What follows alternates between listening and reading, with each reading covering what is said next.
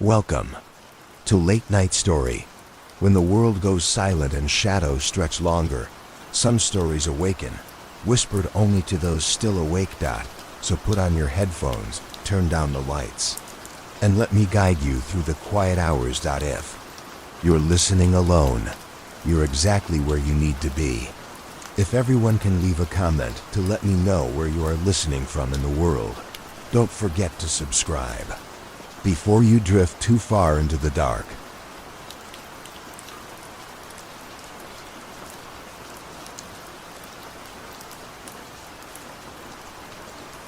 Story 1.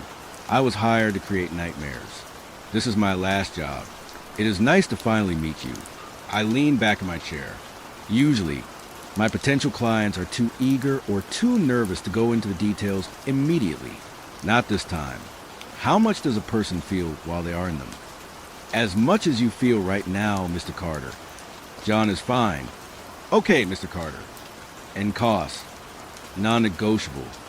I made little circles on the table with my index finger. Now, this man, give me his height, age, weight, and where he works. Thomas Doyle. I think he's 6 feet 2 inches, maybe 6 feet 3 inches. No, John, he's way shorter than that. Well, what is he then?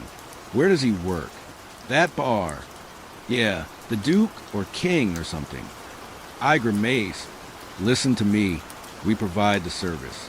No problem here. But you specifically told me that you would provide me access to him. This isn't our first rodeo. And due to your incompetence, it won't be our last. Wait. Just wait a minute. You cannot speak to... I can. I can pull the plug on this anytime I feel like it. I inhaled. I was tired. Morally tired.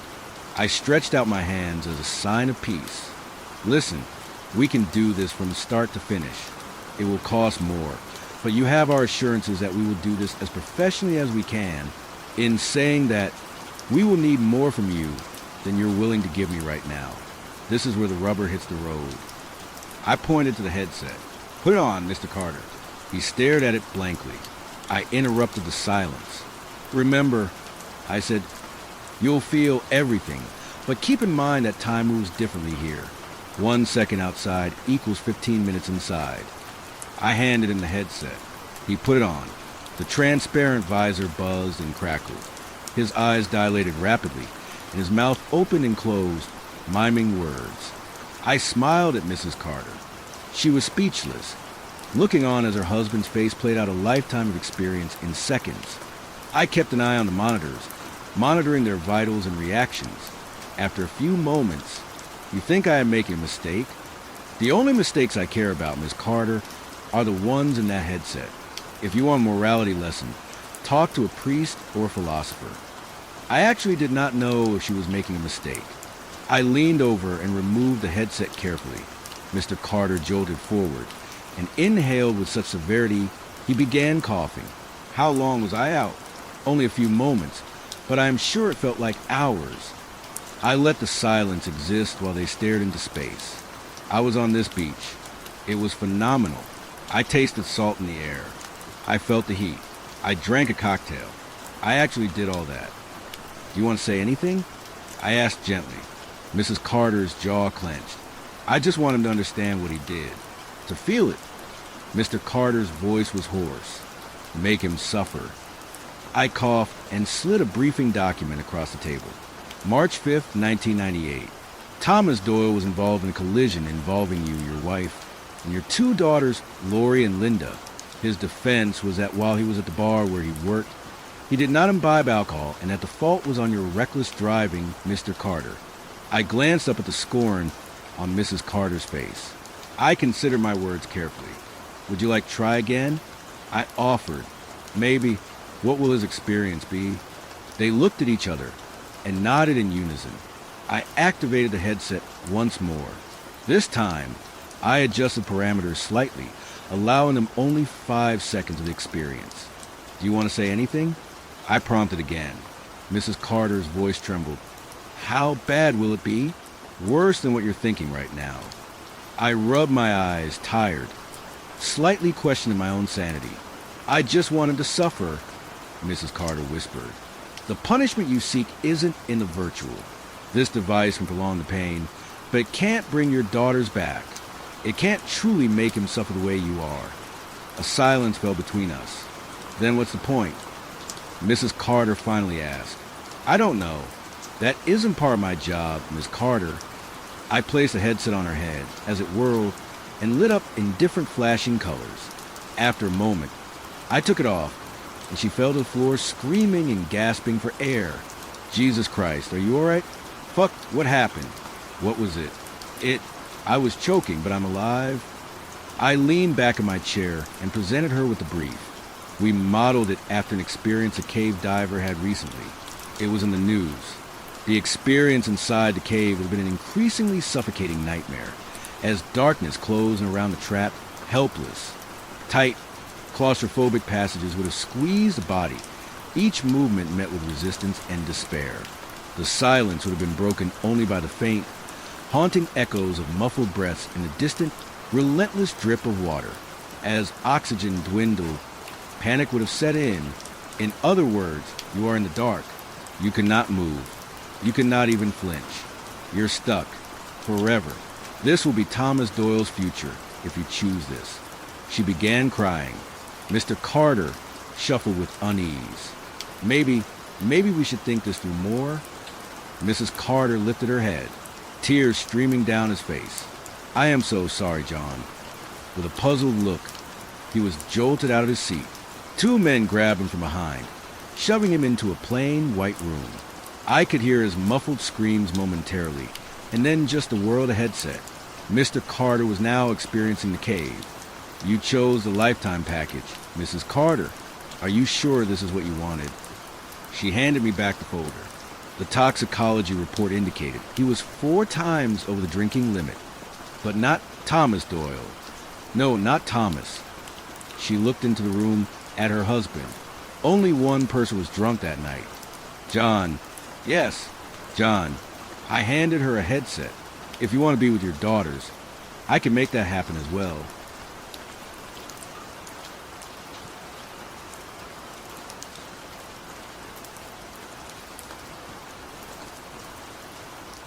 Story 2. I drove through a town that wasn't on my GPS. Now I can't leave. I've been working the same job for 6 years and haven't missed a single day.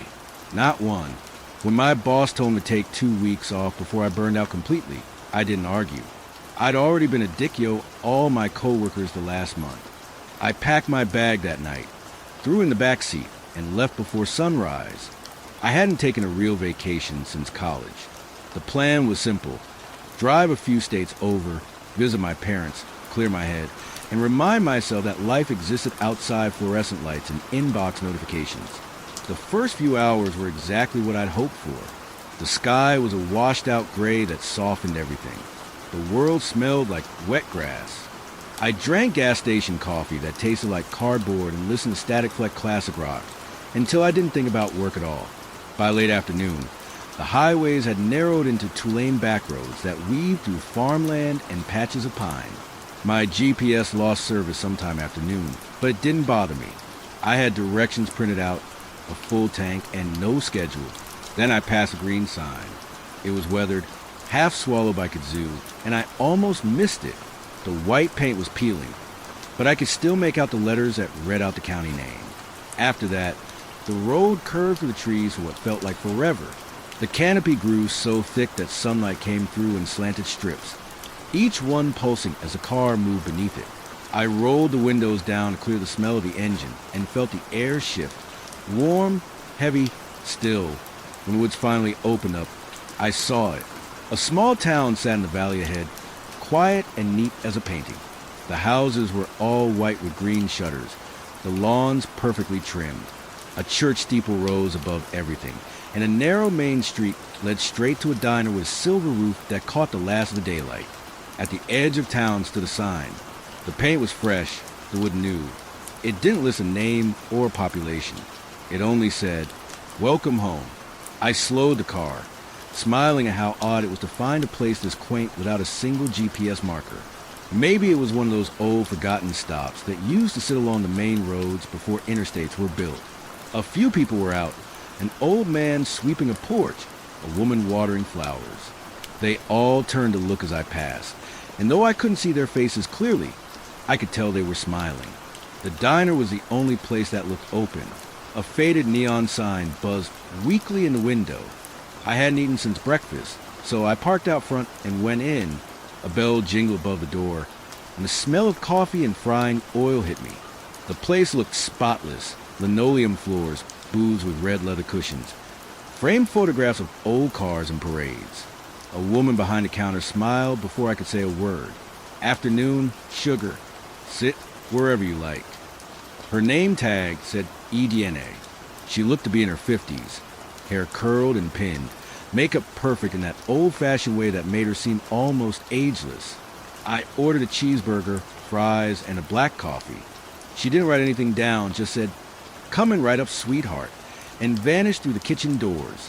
I sat by the window and watched the town through the glass. The street was nearly empty, but I could feel eyes on me. People glancing from doorways or windows, quickly looking away. It wasn't threatening, exactly, more like curiosity. When Edna came back, she set the plate in front of me.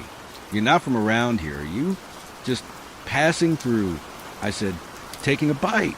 The burger was perfect, juicy, crisp on the edges, cooked exactly how I liked it. "This is great, by the way." She smiled almost shyly. We aimed to please. "Is there a road that leads back to the interstate?" I asked. My GPS kind of died on me. "Sure thing. Just take the road you came in on, sweetheart. It'll take you anywhere you need to go." Her tone was casual, but something about the phrasing made my stomach tighten. I thanked her, paid, and left a few extra bills on the counter. She gave me a small wave through the window as I backed out of the parking lot. The sun was low, orange light stretching the shadows across the road as I headed out the same way I'd come. The air cooled, the woods thickened again, and for a while I drove without seeing a single car or sign. Then I came around a bend and saw the same welcome home sign again. At first, I thought I'd made a wrong turn, but I hadn't taken any turns. I'd gone straight the entire time. The diner was there, the church, the houses, everything. I checked the clock. I'd been driving for almost 20 minutes. I wasn't sure what unsettled me more, that I was somehow back where I started, or that the sun hadn't moved an inch. I figured it was some kind of weird loop in the road. I'd gotten lost in rural backroads before, twisting routes that looked identical and led you right back where you began. Still, something about this felt deliberate. I parked in front of the gas station this time, hoping to ask for directions. The place had an old analog pump and a dusty, open sign taped to the door. Inside, a radio played softly from somewhere I couldn't see. A man behind the counter looked up as I entered. He was tall, with thinning gray hair slicked straight back and the kind of leathery tan that comes from years outdoors. His name tag said Hank. "Back so soon?" he asked with a smile. I frowned. "Sorry." He gestured at my car through the window. "Thought you just came through here." "I might have passed by earlier," I said, forcing a laugh. "Roads around here look kind of funny." Hank nodded slowly, that same easy smile never leaving his face. "Ain't but one road through town, friend. The same one you came in on." I hesitated. "Yeah, Edna at the diner said that too." He chuckled. "Then Edna is still sharp as ever." I bought a bottle of water, just for an excuse to stand there. The air inside the station felt heavy, like humidity that wouldn't lift. When I stepped back outside, the street looked emptier than before. I hadn't noticed it earlier, but none of the houses had cars in their driveways. Not one. The trees beyond the edge of town swayed slightly, even though there was no wind. I decided to try one more time. This time, I kept count of every curve, every landmark, every mile marker. I even dropped a crumpled napkin out the window as I went, hoping to spot it again if I somehow circled back. The forest grew denser, the road narrower, and I could have sworn I saw a movement between the trees, a flicker of white, like someone walking parallel to the car. After 15 minutes, the woods began to thin. Relief hit me, then the pavement straightened, and the diner's silver roof flashed in the distance. The welcome home sign stood in the same place. The napkin was gone. When I drove past the diner, Edna was standing outside, wiping her hands on a rag. She waved like she hadn't seen me in years. Back already, sugar? I didn't answer her. I just kept driving through town until I hit the opposite edge, then slowed the car to a stop. I sat there with the engine idling, trying to think. If the road out of town brought me right back in, maybe the one going the other direction did the same. There had to be another route, something unpaved or hidden, a way that wasn't marked. I drove aimlessly for the next half hour. Every road ended in a cul-de-sac or a fence. Every turn circled back toward Main Street. When I finally stopped again, the gas gauge had dropped below half. The thought came slow but sharp. I could run out of gas before I figured this out. I pulled into the diner's parking lot and just sat there. Edna watched me through the window for a long time before coming out. "You all right, sugar? You look a little lost." "Yeah," I said, rubbing my temples. "I think I took a wrong turn somewhere.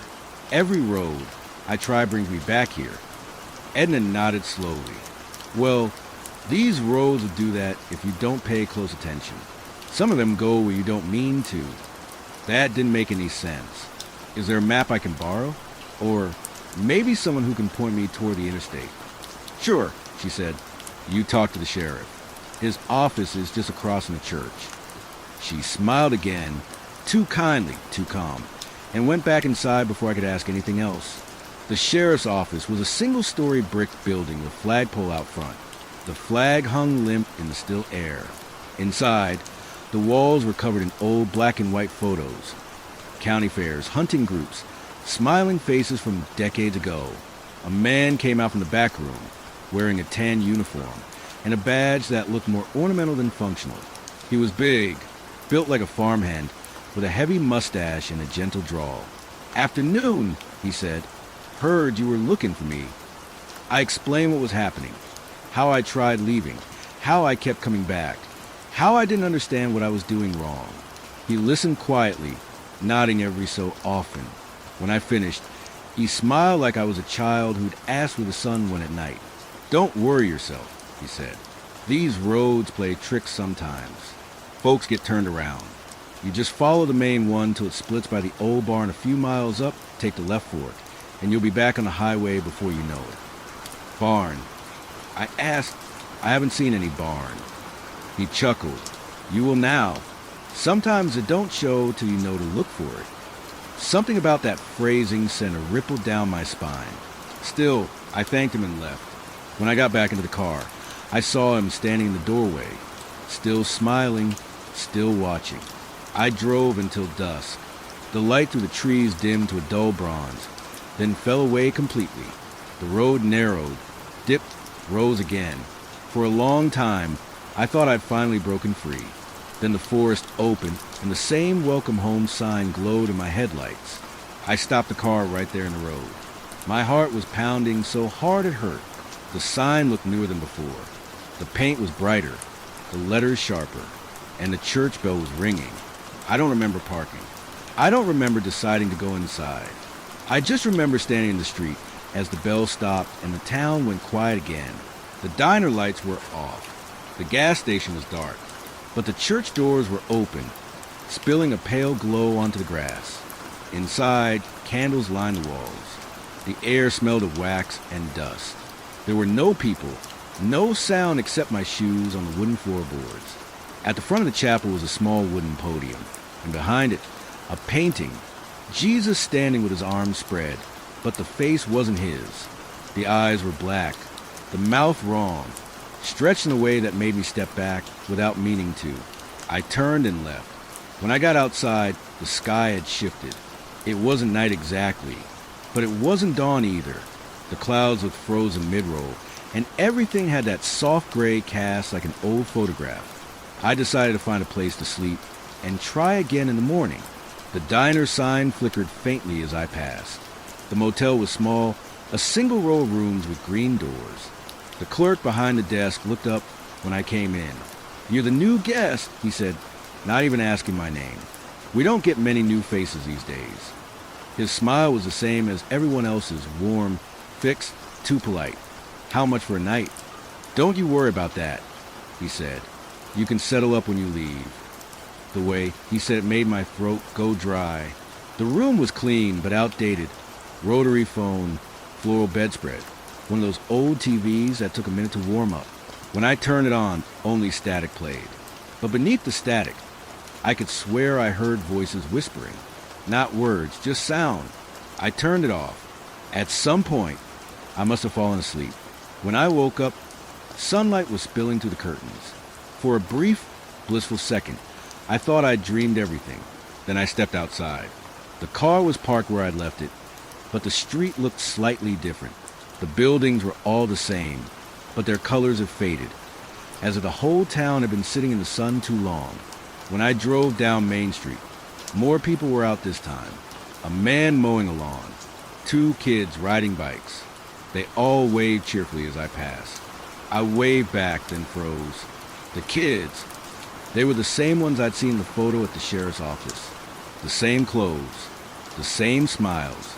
And when they rode by again from the opposite direction this time, I realized the dirt on their jeans hadn't changed either. They were looping too. I stopped in front of the diner. Though I didn't plan to, my hands just did it. Edna was there again, wiping down a table by the window. She looked up, smiled, and mouthed something I couldn't hear. I went inside. "Morning, sugar," she said brightly. "Coffee." My voice came out rough. "Do you remember me?" She blinked. "Of course. You were in just yesterday." "No," I said. "I mean before that. The first time. Do you remember me asking about leaving?" Her expression didn't change, but something in her eyes flickered, just for a second. "Why would you want to leave?" she asked softly. The words didn't sound like hers. The accent was wrong, the tone off. I didn't answer. I stood up and left the coffee untouched. When I got into the car, I turned the radio on without thinking. Static filled the speakers again. But this time, beneath it, there was something else. My name. I turned the volume down. The whisper followed, low and patient, threading through the static like a pulse. "Jesse." The longer I listened, the clearer it became. Not a voice outside the signal, but something inside it, a hum that shaped itself into words. "Don't go." I slammed the radio off. The sound didn't stop. It was coming from the air vents now, from the engine, from the gravel under the tires when I drove.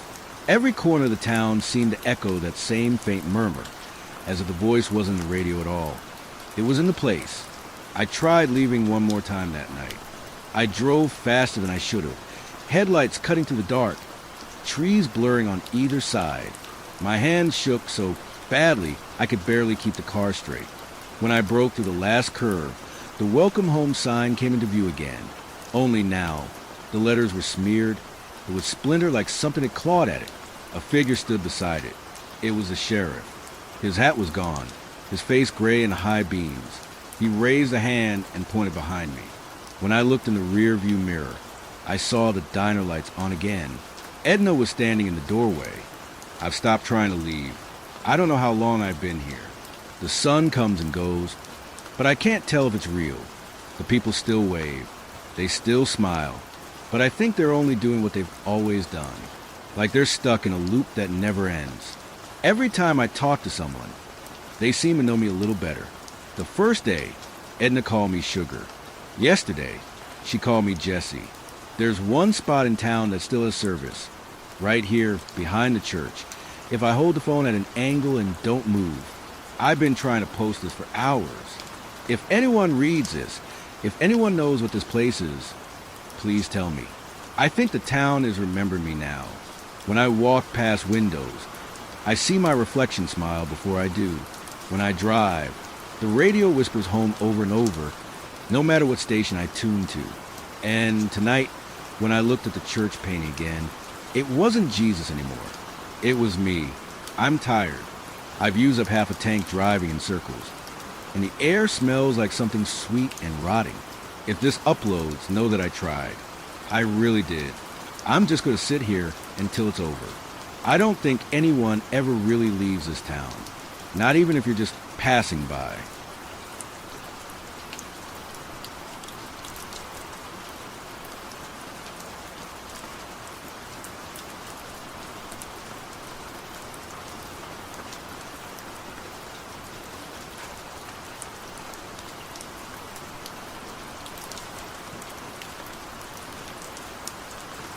Story 3. My wife bought seeds at the farmer's market. Now my whole town's gone mad. My whole town's gone into a state of mass hypnosis. It started with the tomato seeds. She got a whole bunch of vegetable seeds, but she talked about the tomato ones the most. Apparently, they were the juiciest and most reddish tomatoes she had ever seen. The guy said he got them from a Native American tribe down south, jokingly warning her how good they are. My wife planted all the vegetables a day after. Surprisingly, some of them soon grew small roots in the ground, but one rose to dominate above them all. The tomato plant had sprouted, and small tomatoes were growing on it. My wife was excited about her gardening achievement. That very night, she picked off the still small tomatoes and put them on toast with some cheese and ham. She kept saying how unbelievably delicious they were. Her eyes were rolling back into her head midway through her toast. After the first one, she walked back to the tomato plant and picked up the remaining ones, even the ones that definitely didn't look right. She knows how bad my acid reflux gets whenever I eat one, but she kept persuading me to at least have a bite. I managed to resist. The morning after, I woke up early for work. While eating my quick bowl of overnight oats, I looked out into the garden.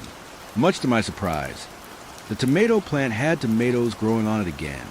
This time, they were bigger than yesterday, and there were so many of them, it looked like the plant would crumble under the weight. I walked out to the garden to look closer at them. I picked one of the plants, but the tomato was strangely greasy with gooey green slime. When I tried to smell them, a foul odor of iron and mold hit my nose. When I came back from work, I looked out again and they were all gone. I heard some rumbling in the shed outside. I thought a raccoon had found some trash and was having a feast in our garden shed. I walked over, and there was my wife looking for her gardening tools with seeds in her hand. "What are you doing, honey?" "Oh, I love how the tomatoes taste. See how fast they grow? I want to plant a couple more of them." "Are you sure there's going to be space in them? We can barely fit the plants we got there now." "It's okay if there isn't. I'll take out the other vegetables and plant them." "Oh, but why?" I was excited about them, and you know I can't eat tomatoes. "I know you can't, but they're just so good. I know it upsets your stomach, but you should try them. I think a night of stomach acid is not worth it."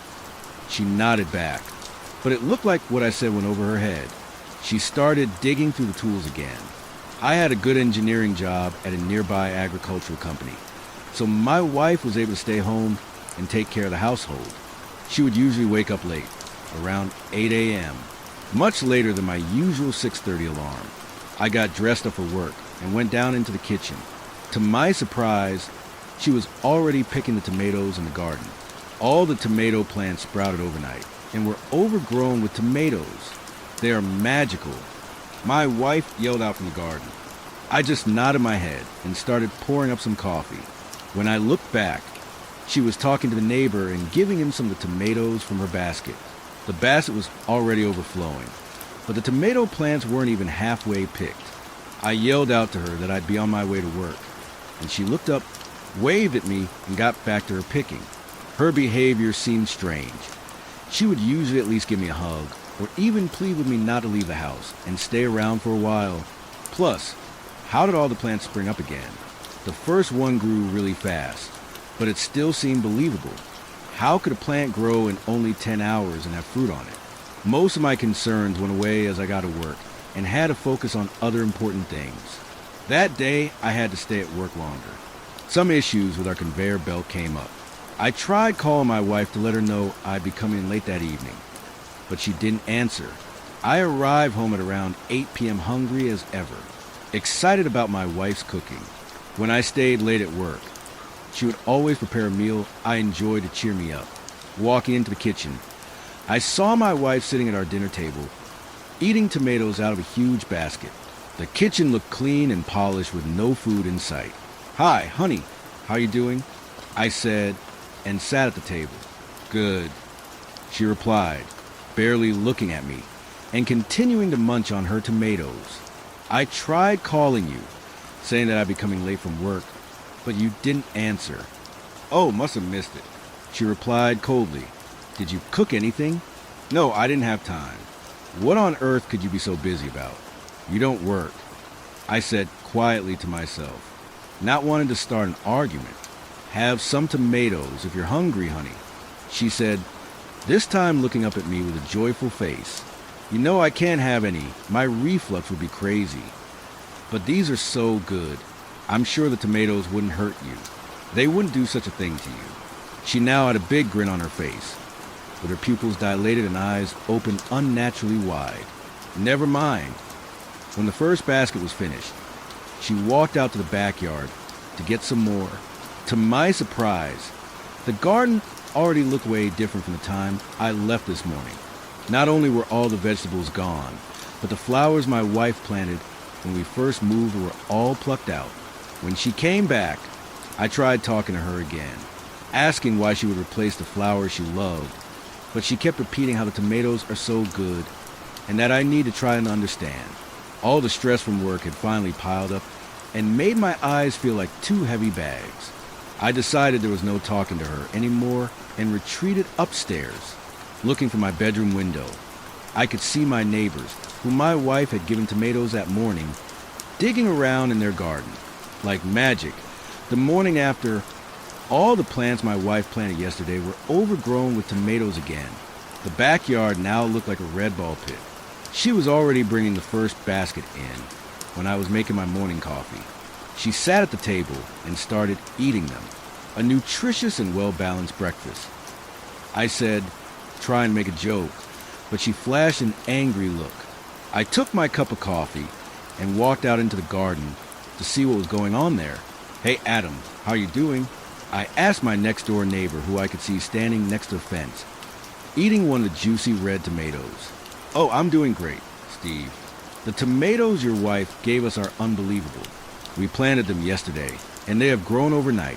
Have you tried them yet? Your wife told me you haven't because of some stomach problems. Yeah, I could see you guys digging in the garden yesterday. No, I haven't tried them. I got a bad case of acid reflux, and tomatoes can ruin my day. Oh, I knew we had a plant when I tried the first one. You need to try them. He now had the same manic look my wife flashed me yesterday. That day's work was slow, which gave me time to think about what was happening at home. I didn't want to creep myself out too much, but my wife's behavior was odd to say the least. On my drive home from work, I saw people from my town digging in their gardens. It was a season when people would usually start planting. But why did everyone decide to start today? Arriving home, I saw my wife and next-door neighbors sitting at our dinner table. We did have good relations with them, but this was the first time they ever came over. Everyone was sitting around the table eating the tomatoes and talking about how delicious they were. No one said hi when I entered, not even my wife. Almost like the tomatoes put them in a state of hypnosis. I said hi to them, but barely anyone seemed to care. Only once I sat down, my neighbor looked at me. Come on, neighbor. Still haven't changed your mind about the tomatoes? Take some. There are a few from my garden there too. I really can't. I replied, they wouldn't hurt you, son. Just have a bite. He tried to push the tomato uncomfortably close to my face. I almost had to slap his hand away. The tomatoes smelled foul. I could see the green gooey slime on the tomato skin. My neighbor's fingers were covered with it too. After seeing that there was no chance of getting me to eat one, he resorted to munching on it himself and talking to the others at the table. I looked out into the garden, and at first I couldn't believe my eyes. The dirt all over our garden was tilled. I looked over the fence, and my neighbor's garden looked the same. I tried to walk out onto it to take a closer look, but my wife ran from the table and started dragging me by my arm. Stop it, you're gonna hurt them. She yelled out. Jesus Christ, all right, calm down. I yelled out too. She wouldn't let go of the grip until I walked into the house again. She threw a nasty frown and walked back to the table to her basket of tomatoes. Both of my neighbors were looking at me now, too, with a scolding face like parents who learned about your last misdeed. The morning after, I woke up to a loud banging and rattling like I was next to a construction site. I looked out my window and saw my wife with some of our neighbors taking down the shed in our backyard. I hurried out with my pajamas still on, almost tripping on the stairs. I didn't even put on any shoes.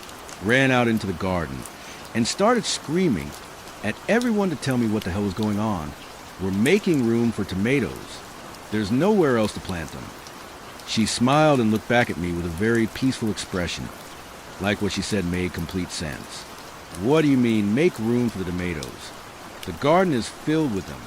Where you can put all my tools? I screamed at her. They're in the basement.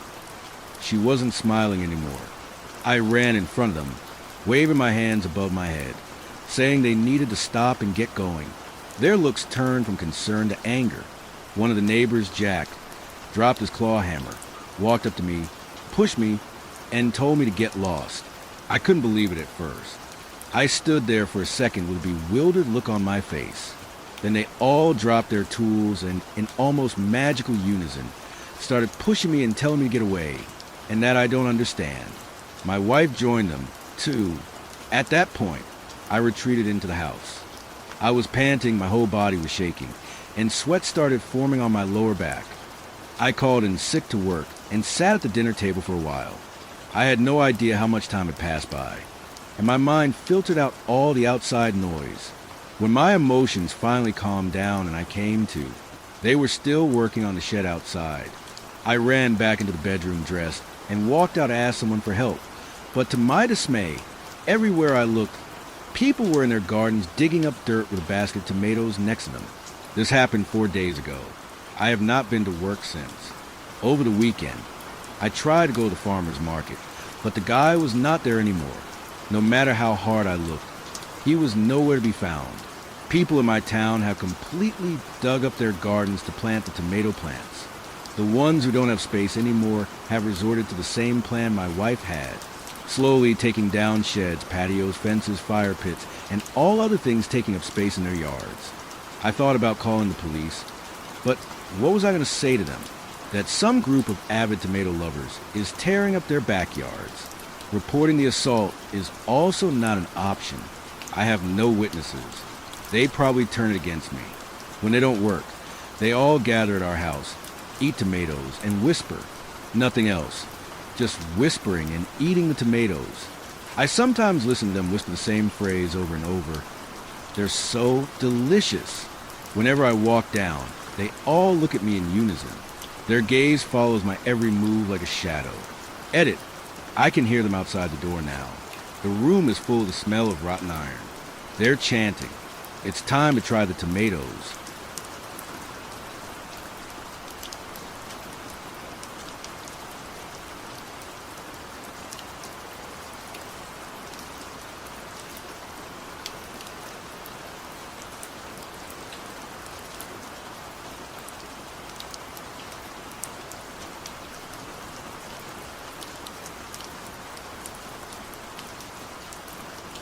Story 4.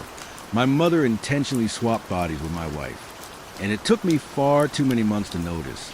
I'm terrified of what happens when the baby comes. Any day now. But if you think incestuous trickery must be the dire crux of my story, I'd suggest not reading any farther. The true horror is far more twisted than that.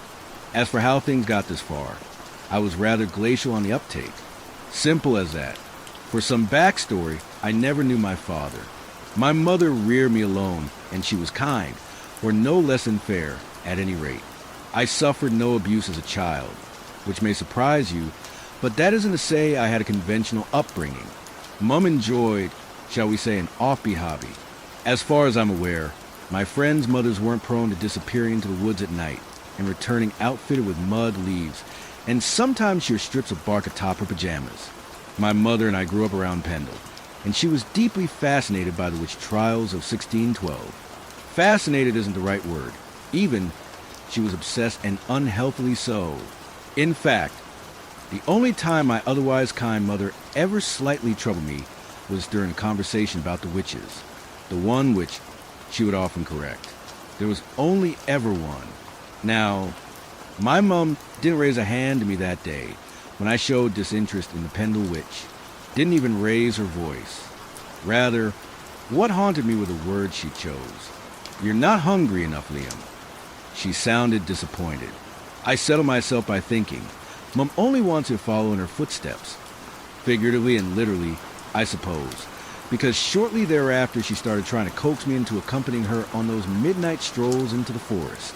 I always declined, but I often wonder what I would have seen had I ever gone with her. I wonder and fear. In spite of all that, my mother's disappointment was never palpable, always burgeoning beneath a veneer of compassion. I sensed that, and it frightened me. But still, she wasn't ever verbally or physically abusive. Call it intuition. I knew I hadn't lived up to her expectations, and that she was probably cross about it. As I would learn, all was far worse than I feared. I eventually moved to university and met a girl named Millie. Life took its expected course from there. We got degrees, an apartment, and married. Despite my unusual upbringing, I turned out to be an ordinary man. Of course, I worried about Mum, living all alone in the countryside. I knew what the gossiping townsfolk had to say about her woodland walks. She'd been spotted by neighbors once or twice, but she was happy, and that was enough for me. It was in the summer of 2024 that everything changed. My 74-year-old mother, who had been impressively keen of mind and body, was found wandering the streets of Pendle with not a single item of clothing on body. She was covered top to toe in forest filth and blood, an animal's blood, police officers assured Millie and me. But I recall how uneasy their faces were. The doctor quickly diagnosed my mother with dementia, but she was perfectly lucid when we visited her just last week. Millie said. He nodded. Well, we think she may have suffered a mini stroke that can trigger a very sudden onset of dementia. I'm sorry. My wife and I struggled to adjust after that. I think it might have broken Millie's heart to see me lose my one surviving family member. Not even a death, but to a callous disease. I was only 38 years old. For crying out loud, shortly after it happened, the body swap. The most horrible part is that I don't know exactly when. I'd love to say my wife noticeably changed, but I'm a moron who didn't notice. Looking back now, of course, I see the signs, the terrible signs. In January of this year, Millie wafted about the positive pregnancy test triumphantly, and changes followed. Sure, I noticed that much, but I now realize I might have mistaken some of those changes for ordinary hormonal ones. Anytime Millie didn't seem quite herself, I blamed the pregnancy. I overlooked so many of the odd things she said about, or to, our child. I just know he's going to be so hungry. Nearly time to ascend, little one. Not long now. Not long until you replace Papa. That last one stung, of course, by virtue of being hurtful rather than haunting. And the other utterances? I chalked them up to Millie's sleep deprivation. Heaven knows I was tired too. We all say and do peculiar things when we've not slept, and it seemed no great stretch of the imagination that pregnancy hormones would compound that. This explanation sufficed for months. It was yesterday, whilst visiting my mother in care home, that I finally learnt the truth. She'd been rapidly deteriorating and didn't even recognize Millie or me anymore. My own mother, once a sage and well-educated woman, struggled to string together the most bare bones of sentences. She struggled to recall even events from 2 minutes prior. Not last night. Last night was different. Liam, my eyes must have glinted with gleeful tears. It was the first time in about 4 months my mother had used my name. She recognized me. I shuffled my chair over to hers. Mum barely looked like herself. 75 years old, but may as well have been 90. Ankles red and swollen, yet not so much as that distended belly. White hair shedding like autumnal foliage. And typically, as horrid as it seems, the only thing I would truly note was her haggard appearance. This evening, it would be her words. Millie, you remember her too? Wow. Millie's at home, I'm afraid, Mum. She has to take it easy now. Not long until the baby comes. But she interrupted with a gasp of horror, reacting violently to that revelation. I'd mentioned 1,000 times that Millie and I were expecting our first child, but this was the first time my mother appeared to have registered it. The resulting tears were thick and hurried, and my distraught mother rattled her head from side to side as she snatched my hands. Liam, it's me. I maintained that condescendingly soft smile. I know, Mum. No, it's Millie. She lifted one of her hands and jabbed a thumb at herself. Millie. I frowned. I was well accustomed to the delusions of those with dementia, but this was certainly a new one. A woman believing herself to be her son's wife. Mom's grasp of reality was once again tenuous. Nice while it lasted, I thought. Maybe I should come back tomorrow. I said, it's getting late, and you sound overtired, so... She gripped my hand tightly and looked at me with scorched eyes. 2008, Liam. You, me, the dumpster around the back of the graduation hall. You called it a good luck fuck before we collected our diplomas, and her eyes clouded, as did my mind in the midst of processing what she had just said. Who are you, sir? Get out of my room. Gone again was Mum. No, I trembled. Not Mum. Millie, are you out of your mind? Was my next thought as I leapt out my chair. I just might be... But think about it. Nobody else knows about our fumble on graduation day, unless Millie told Mum. But she wouldn't do that in a million years. The embarrassment would kill them both. I backed out of the room, looking into the sad eyes of a dementia-riddled woman, and found myself believing something horrible. Impossible. Millie was trapped in that body. She was being deconstructed piece by piece as that diseased brain, in which a displaced mind now unwillingly resided, shut down. Neurons were severed like mooring lines, leaving Millie's soul a sinking boat, adrift in that sickly and infirm ocean of gray matter. My wife herself was stuck in that decaying body, perhaps half aware of what was happening from time to time, and most certainly terrified at all times.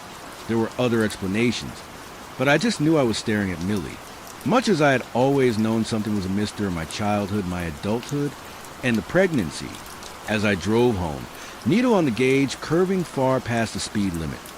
The implications of it all brought me close to driving the car into one of the birches lining the road. Is my mother in my wife's body? When we conceived the baby, was that Millie or... I didn't have the answer then, and I don't have the answer now. I don't want the answer. But none of this was beyond the realm of believability, because I had long known of the supernatural. I would watch from my bedroom window as my mother returned from the forest at 2 a.m, bringing back more than dirt and worms, bringing back something from the woods, possession of new knowledge or some untoward presence, something not of our dimensional plane. In fact, I felt it in my very bones, though I pretended otherwise. It was never that something had been wrong with my mother. Something had always been wrong with me. I finally accepted this as I pulled into my driveway and looked up at the lit upstairs window. Fear thundered through my brain, pricked and poked and prodded the insides of my skull. Not just fear of Millie, that black silhouette observing me from between the ajar drapes. Fear of the memory that had returned to me. I was 4 years old. I woke to the sound of my mother pacing the upstairs landing. She was talking to someone. Something I always thought had been nothing but a nightmare. I mean, it was a nightmare. Not all nightmares are dreams, I suppose. The boy is not what you promised. Old one. He's not hungry, even though I did everything right. Something whispered back to my mother, too imperceptibly to hear. What? No, I'm tired of waiting. It's been 4 years and nothing. Nothing. More whispering from that other voice. I am more loyal to you than any of the others. You have to choose Liam. He was supposed to devour me. He was supposed to devour everyone. I shook off that old memory and brought the car to a halt in the driveway. As I did, the upstairs bedroom light switched off, and Millie disappeared into the darkness. Not Millie, Mom. I spent my last dreg of courage getting out of the car and stumbling toward the house, nearly dropping my house keys as I went. And when I opened the front door, I almost expected to be greeted by an empty hallway. Expected my mother-wife to have fled upon my arrival. It paralyzed me with horror to find her instead standing in the black entryway, hands stroking her belly. What I find truly horrible is that she could have so easily put me at ease, continued fueling the lie, so I would forget the oddness at the care home, continued pretending to be Millie. She needed only to, I don't know, speak or act as she'd been. Needed only to dismiss any concerns I might voice. But I need you to be calm, Lily, she said. I hurled my guts onto the carpet, vomit drowning my scream of both revulsion and indescribable terror. It was my mother in Millie's body. Mom called me Lily when I was little. Did Millie know that? Maybe, but there were also the mannerisms to consider. The smile worn on my wife's face was that of my mother.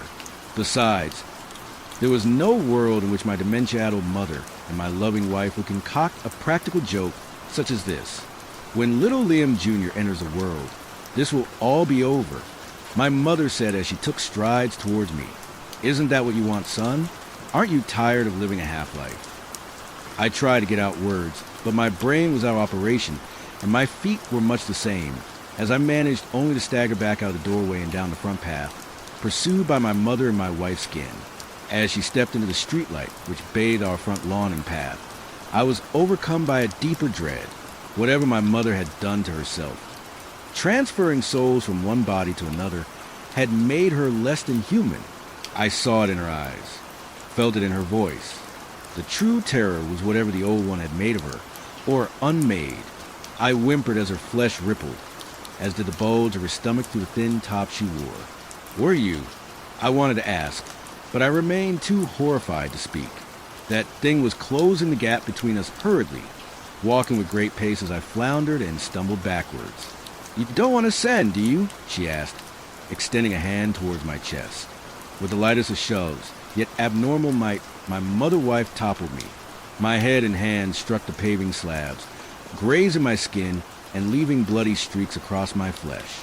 I worked my lips, opened and closed them, but all that came were more dribbles of vomit, as if I were some ailed goldfish. "You still could ascend, Liam," mother-wife said as she approached me. The man reduced to a boy as he shuffled backwards on hand and hind. "All you have to do is consume me. All you have to do is become what she has always wanted you to be. The power has always been in your hands, my boy." I managed to twist my head towards my car, and that inhuman horror didn't stop me as I began to scuttle towards on hands and knees, too nauseated and terrified to summon the strength to stand. My mother-wife continued, "The chosen one must consume both parents to reach his potential. You understand that, don't you? Our little Liam Jr. will devour us, then the world." I thumbed the unlock button on my car keys, threaded my fingers through the door handle, and finally managed to pull myself upright, just in time to scream. In the reflection of the side window, I saw my mother-wife had soundlessly appeared right behind me. Next, searing pain as her fingers dug into my neck, drawing yet more blood, and she spun me to face her. "The old one is inside you," she growled in a voice unlike her own, unlike Millie, unlike anything human. "You felt her rummaging around in that mind of yours since you were a boy, surely? Let her in. Let her rise again." I cried and she snarled, pinning me firmly against the door with a vice-like grip. Whatever supernatural horror stood before me. No longer my mother or my wife. It was a terror beyond worlds and farther still beyond compare. "You're weak. Have been since you devoured your father as a newborn babe." Not true. It couldn't be true. I still refuse to believe it. I beg you to finish the job. To devour me too. The fawn ascends only when it eats the stag and the doe. But you couldn't do it. I pray Liam Jr. will succeed where you have failed. He is close now, my son. My mother-wife groaned and released my throat to clutch her stomach. Then the two of us looked down in unison. Looked down at her belly, at her lower section. Water stained my wife's trousers. A wretched smile stained my wife's face. Free from her grip at last, I tore open the side door and shut behind me before launching myself across to the driver's seat. I fumbled with the button to lock all doors, eventually pressing it after a few clumsy and misjudged stabs. Worst of all, my mother-wife did not lunge for the passenger door. She simply stood and watched and laughed as I fumbled about, put the vehicle into reverse, and pulled off the driveway. She let me escape, no matter how far I drive, and I've already driven so far. She'll find me. Then she'll pray to the old one that our child devours the two of us, that our child ascends. And that's when the true apocalyptic terror, whatever it may be, will come for us all. God save us. I'll make a prayer of my own, that Liam Jr. turns out to be as weak as his father.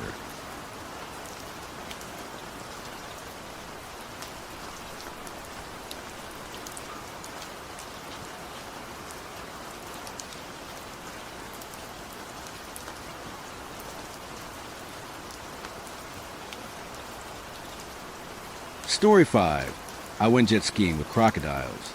I found out there was something worse in the water. I don't know how much longer my phone's gonna hold a signal. The rain's coming down like sheets of nails now. I contacted emergency 20 minutes ago, and they said they were sending a rescue chopper. But the lightning's getting closer. The tide's rising, and something's moving in the mangroves again. If I stop writing, it's because I heard it. If this post ends mid-sentence, you'll know why. I came to Australia for sun, beaches, and adventure. The cliché. I'd been in the far north for 2 days, still fighting jet lag, and loving every second.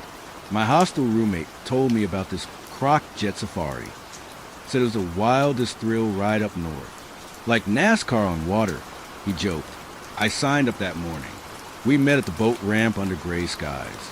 The guide, a leathery-skinned guy in his 50s named Wayne, handed us life jackets and yelled over the whine of the engines, "Keep your limbs in." Salties love tourists who forget that part.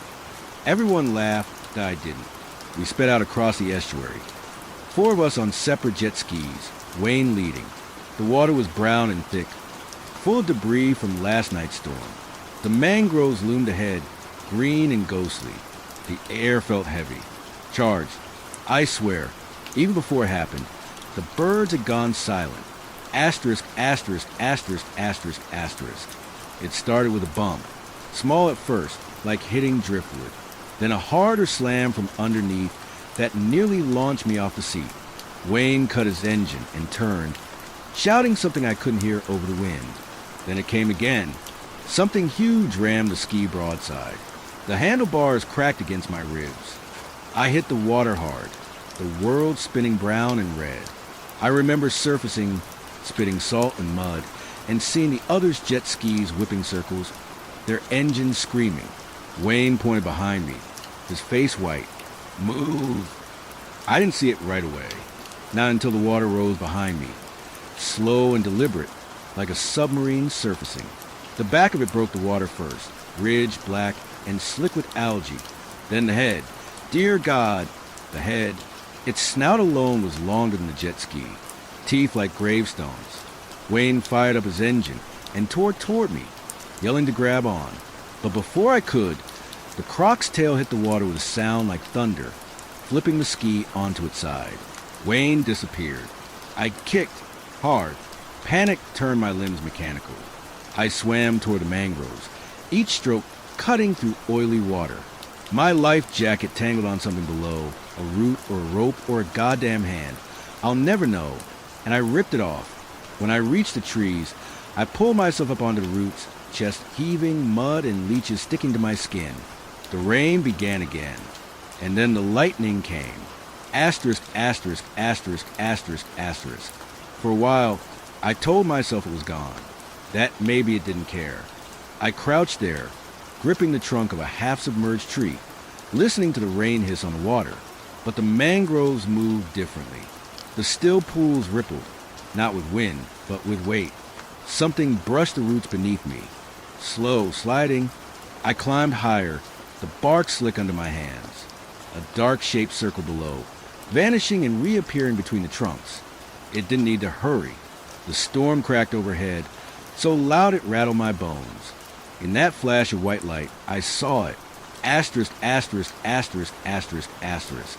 It wasn't a normal crocodile. Not by size, not by shape.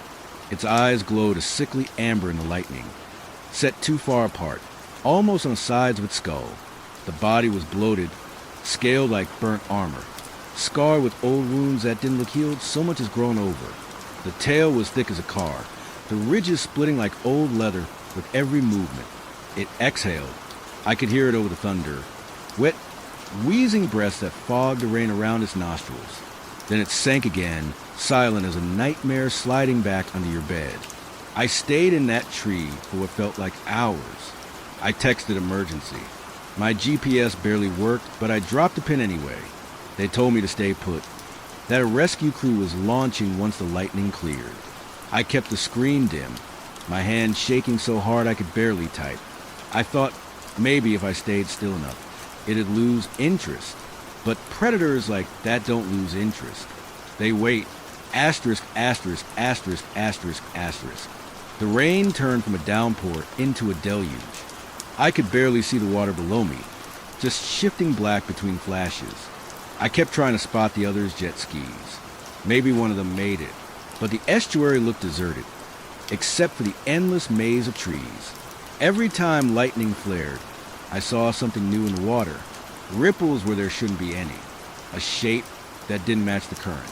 And then I realized the mangroves themselves were moving closer together, not from the tide, from it. It was pushing through, breaking roots as thick as my arm, the noise half muffled by thunder. The smell hit me, rot, blood, and swamp. I thought of all those signs back at the boat ramp. Crocodiles inhabit this area. Do not swim. We laughed and we took selfies. Now I could taste iron in the rain. Asterisk, asterisk, asterisk, asterisk, asterisk. Lightning again. So bright it turned the world white for a heartbeat. And in that heartbeat, I saw everything. The water directly below me had gone still. Perfectly still, like a mirror. But the shadow beneath it wasn't shaped like a croc anymore. It was longer. Wrong. The head split into something wider. The jaws opening sideways like a grotesque flower, lined with concentric rings of teeth. Inside was movement, like something alive within it, writhing, and it was looking straight up at me. I don't remember screaming, but my throat burns. I think I dropped my phone for a moment because the next thing I knew, it was half submerged in rainwater and flashing low battery. I backed higher onto the branch, praying it would hold. The last message from the rescue team came 8 minutes ago. Storm too strong. Hold tight. ETA unknown. The wind's howling now. I can hear something bumping the trunk from underneath. Slow, deliberate thuds, like it's testing the wood. Each one vibrates through my feet. I keep thinking about that last flash, the shape beneath me, the impossible mouth. They said crocs don't come this far south anymore. They said the storms drove them away. But this thing, this monster, didn't come from here. It came with a storm. Another flash just hit the horizon. There's a shadow on the next trunk over. It's taller now, standing. If anyone finds this post, don't come looking. Stay out of the water. The rain stopped. No lightning. Just darkness. No thunder. Just silence. Except that guttural growl, deep and wrong, and the wet crack of roots as they give way below.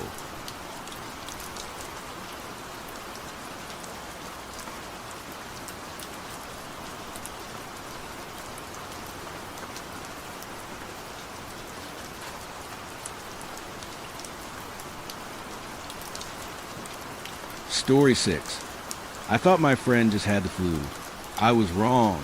By the time the first howl rolled down Maple Crescent, Cole was already coughing hard enough that he had to pause the game. "Dude, you good?" I asked. He hunched forward on the edge of his bed, controller dangling from the cord, shoulders shaking. For a second I thought he was laughing. Then he spat something wet into the trash can. "It's just that stupid flu," he rasped. "Half the school's got it. Chill." He wiped his mouth with the back of his hand and clicked resume like nothing happened. On the TV, our characters were pinned behind a burned-out truck while some NPCs screamed about incoming armor. Colors flashed across the posters on his wall. "Bring Me the Horizon," a faded Cardinals pennant. That old VHS horror movie one with a guy in a welding mask. The room smelled like Little Caesars, old socks, and that fake blue raspberry from his vape that always made my tongue feel coated. Another cough tore out of him. Longer this time. Deeper. "You want, like, Tylenol or something?" I asked. "I took 3 already," he muttered. His skin had this too shiny look, like the sweat wasn't drying. I tried to tell myself it was just the heater and 2 guys in a small room with the door shut, outside the second-floor window. The orange streetlight threw its little circle across the cul-de-sac. Normal Friday stuff. A car easing by toward Route 9. Somebody's porch light flipping on. The flicker of a TV in the house across the street. If you leaned just right, you could see the green glow of the Dollar General sign down by County Road 12. I almost convinced myself everything was fine. Almost. The helicopter had gone over around 6. We'd been walking back from the Shell station next to the closed-down subway with 2 monsters and a crinkling bag of barbecue blast chips that tasted like burnt sugar and lighter fluid. We heard it before we saw it. Heavy blades chopping the air low enough that the big plastic tooth on the Sunset Arms dental sign actually rattled. We both looked up. The helicopter slid across the sky just above the bare trees. No big white numbers on the tail, no hospital logo, no sheriff's star. Just a dark, matte body in glass that reflected the dull sky back at us. Probably National Guard, Cole said. My dad said they use the industrial park, sometimes for, I don't know, drills. He said it too fast. He kept watching it until it slid behind the tree line. Anyway, on the walk back, we passed 3 black SUVs and a dark box truck lineup along the curb outside the walk-in clinic. The one that still had the old Blockbuster drop slot bricked over. No logos, tinted windows.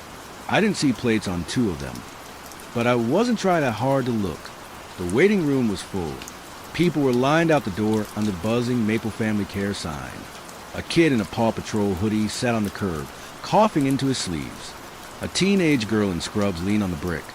Scarf pulled up over her face, eyes half closed. An older woman sat on the cement, planter breathing like each inhale was a chore. Flu's going around. Cole had said, guess it's bad this year. One of the guys near the SUVs had a clipboard. Another carried a silver hard case with latches.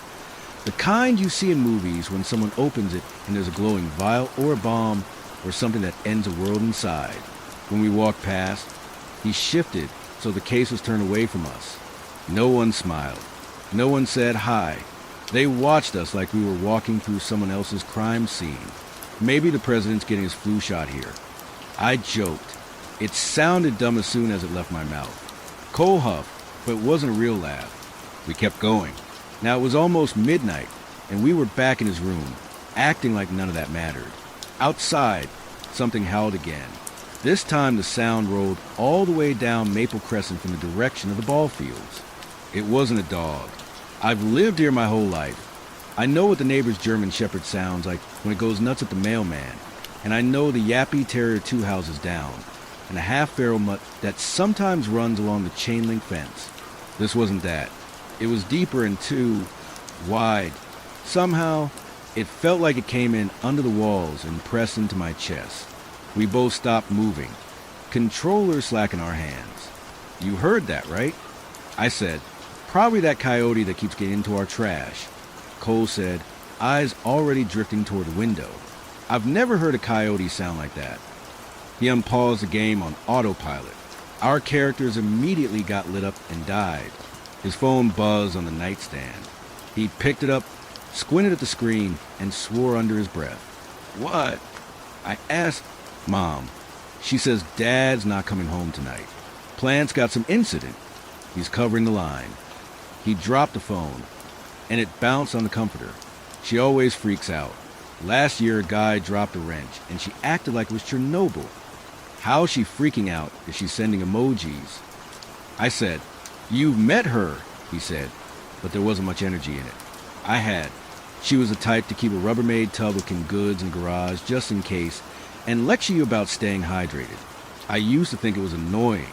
Lately it felt, I don't know, safer maybe. Another sound came from outside, not the howl. Closer, a scraping. Like something heavy being dragged along the asphalt and then picked up again. Cole hit pause again. Okay, that's not the coyote, he said. He got up and pulled the curtain back 2 fingers width. I stood next to him, looking over his shoulder. From his room, you could see the loop of Maple Crescent, where it curved back toward County Road 12. The streetlight hummed louder than I remembered. The McKee's blue Corolla was pulled halfway onto their front lawn, like someone had come home in a hurry and just stopped. Driver's door open. Their front door open too. Porch light on. The hallway behind it dark. That's weird, I said. Across the way, Mr. Duran's house had every light on like a Christmas display. Kitchen, living room, upstairs bedrooms. The curtains in the front room were open, and for half a second, I swear I saw someone standing right up against the glass, forehead nearly touching it. I blinked. They weren't there. Maybe somebody's big dog got loose, Cole murmured, like if he said it soft enough it would be true. He sniffed hard, It rattled in his sinuses. "You really don't look good," I said. "My mom said it's a 24-hour thing." He shrugged and instantly winced. "Chills, fever, everything hurts, then you're fine. She keeps making soup, like whatever." He turned away from the window too fast and grabbed his desk to steady himself. The pens in his mug rattled. "You okay?" I asked. He squeezed his eyes shut. "Head feels like it's full of bees," he said. "And my teeth hurt. Is that a thing? With the flu?" "Your teeth?" "Yeah, like the roots," he said, rubbing his jaw. "Feels like they're, I don't know, pushing." When he looked at me, his pupils seemed bigger than earlier. His eyes were glassy. The white shot through with red. A red flush was creeping up his neck, like a sunburn that hadn't been there an hour ago. "Maybe we should tell your mom," I said. "Then she'll send you home," he said. "And then I have to throw up alone." Outside, the howl came again. Closer. It made the window pane vibrate, just enough that the little suction cup football on the glass gave a tiny squeak. The lights dimmed for a second, then came back. There was a knock, and his mom pushed the door open without waiting. "You boys okay?" she asked. "Yeah," Cole said fast. "We're good." She had one hand on the doorframe. I noticed her fingers pressing in like she needed to lean on it. Up close, she didn't look good either. Her skin was shiny and pale at the same time. Sweat darkened the neckline of her hoodie. There was a damp patch near her collarbone that hadn't dried. I could smell chicken broth and onions drifting up from downstairs. Under that was something else. Coppery, sour, like when you forget ground beef in the fridge for a week. "You hear the sirens earlier?" she asked. "No," I said. "What happened?" "Nothing you need to worry about." She smiled, but it pulled weird at the corners. "Just stay upstairs, okay? Don't go outside. If either of you start feeling worse, you tell me right away." She looked at Cole when she said that. "You should lay down," she added. "You're burning up." "I'm fine," he muttered. "You're not." She stepped closer and pressed her palm to his forehead. "Cole, you're..." She trailed off, touch lingering a second too long. "Hot, yeah, I know," he said, trying for a grin and missing it by a mile. She glanced at me. "Evan, if you start feeling off at all, I'll call your parents, okay? There's something going around." "Okay," I said. My voice came out thinner than I meant. Another siren wound up somewhere far off, then cut out. It sounded wrong, too short, not like the weekly test from the firehouse. The howl came again, nearer, and I watched Miss Harding's eyes flick to the window. That bright, everything is fine expression slipped for a second. Underneath was bare fear. "That sounded close," I said. She swallowed. "Stay upstairs," she repeated. "Please." She shut the door gently. We listened to her footsteps going down. They sounded slower than usual, like she was watching where she put her feet. "You're officially freaking me out," I told Cole. He sank down to sit on the carpet, back against the bed, hands laced behind his neck. Sweat soaked through his t-shirt. His breathing had gone short and quick, like he jogged up a hill. "You know when you get fever and your whole body aches," he said. "Take that and multiply it by, like, 10. It feels like my bones are humming." "I don't think bones are supposed to do that," I said. "Thanks, WebMD. You want water?" I asked. He nodded, swallowed, and grimaced. "Feels like I swallowed sand," he muttered. I grabbed his Spider-Man cup and stepped out into the hallway. The house sounded different. The usual background stuff, the fridge, the heater, the distant TV, was there, but muffled like everything had been wrapped in blankets. The stairway was dim. Only the little light over the stove showed from downstairs, a soft square of yellow. The TV in the living room played a muted news broadcast. I could see the reflections flashing on the framed family photo by the stairs. I got about halfway down before I heard the voice. "Contain the perimeter around the south sector." A man, not his dad. His dad had the smoker-up baritone. This was smoother and flat, like a customer service rep reading from a script if customer service ever talked about perimeters. "It's my son," Ms. Harding whispered back. "You can't just..." You were informed of the risks when you agreed to keep the subject in district, ma'am. The man said, protocol is clear. Anyone showing pre-conversion symptoms. Pre-what? She asked. You didn't say that word before.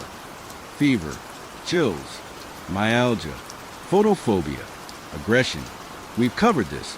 The man said, you watch the briefings. We're past contact tracing.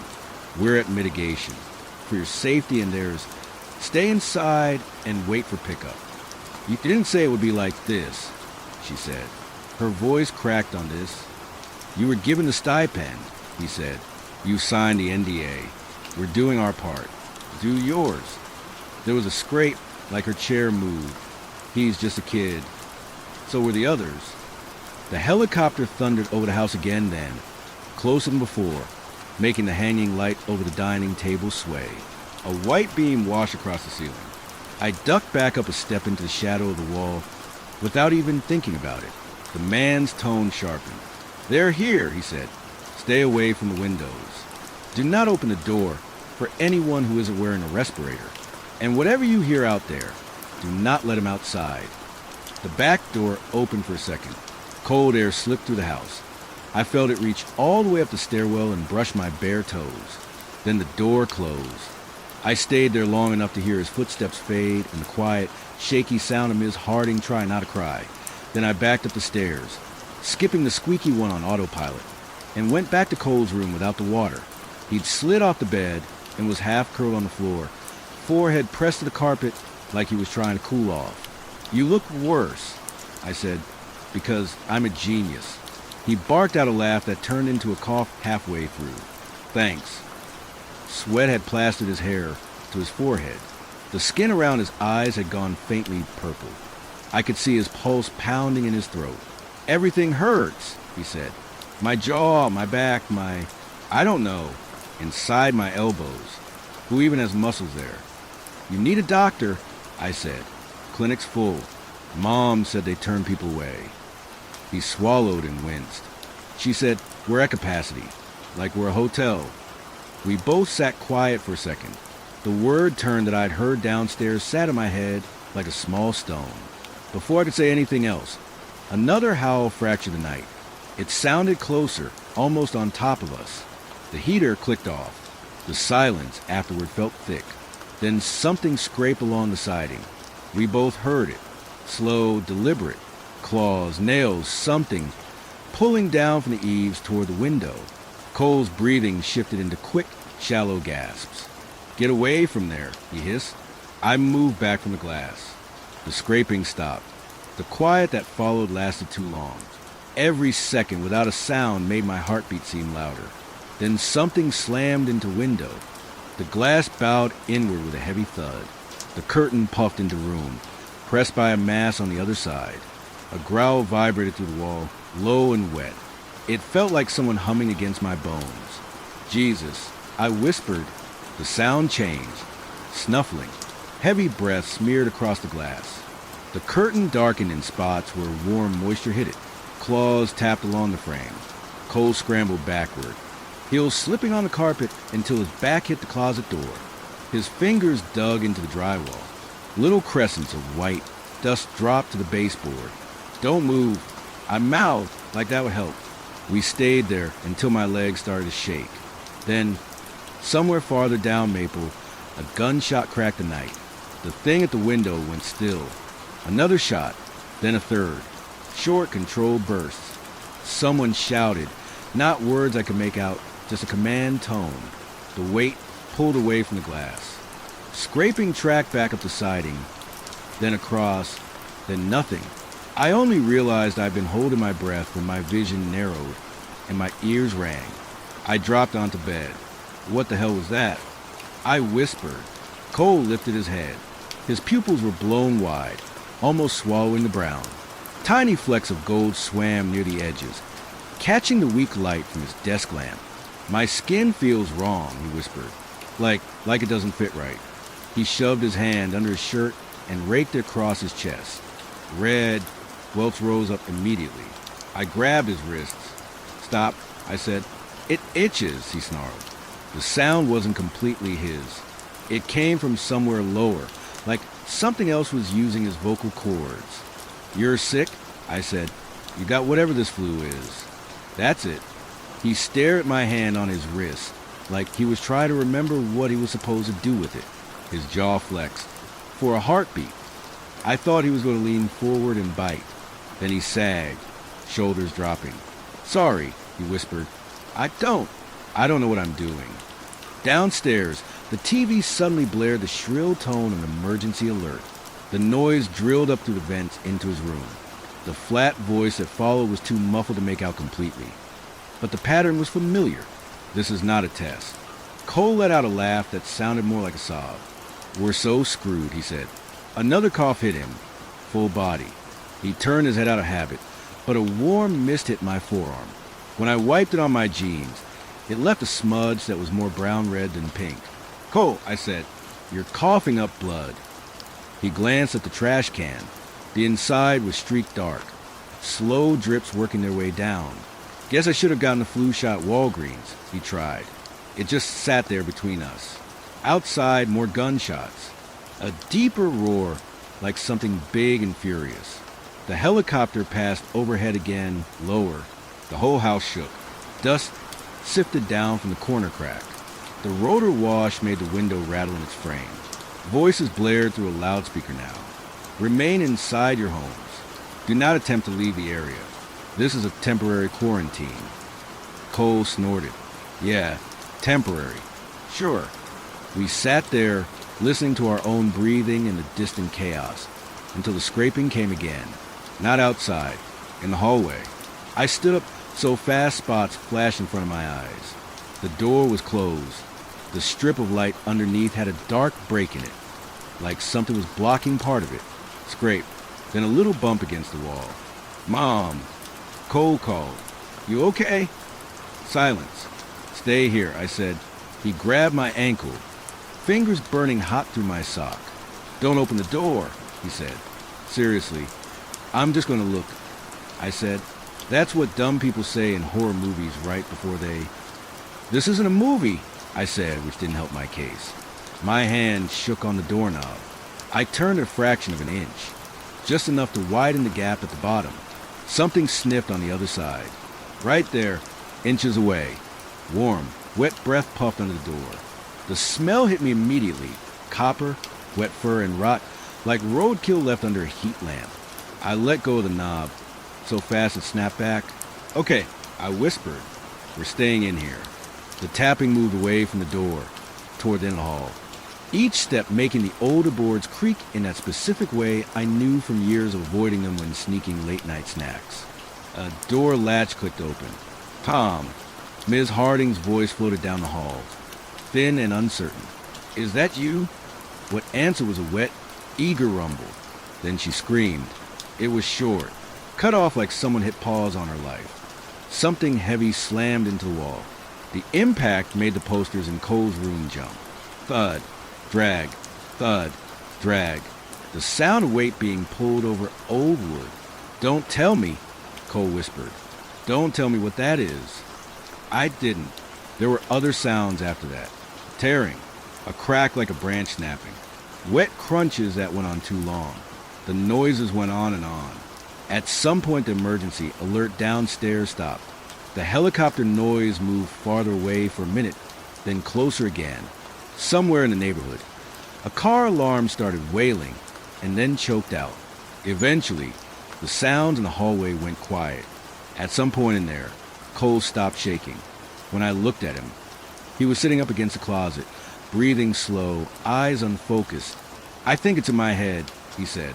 "What is?" I asked, even though I already sort of knew. "Not voices," he said. "It just feels like something is pushing from the inside, like it's right up against everything, testing it. If I stop fighting it for even a second, it's going to take over.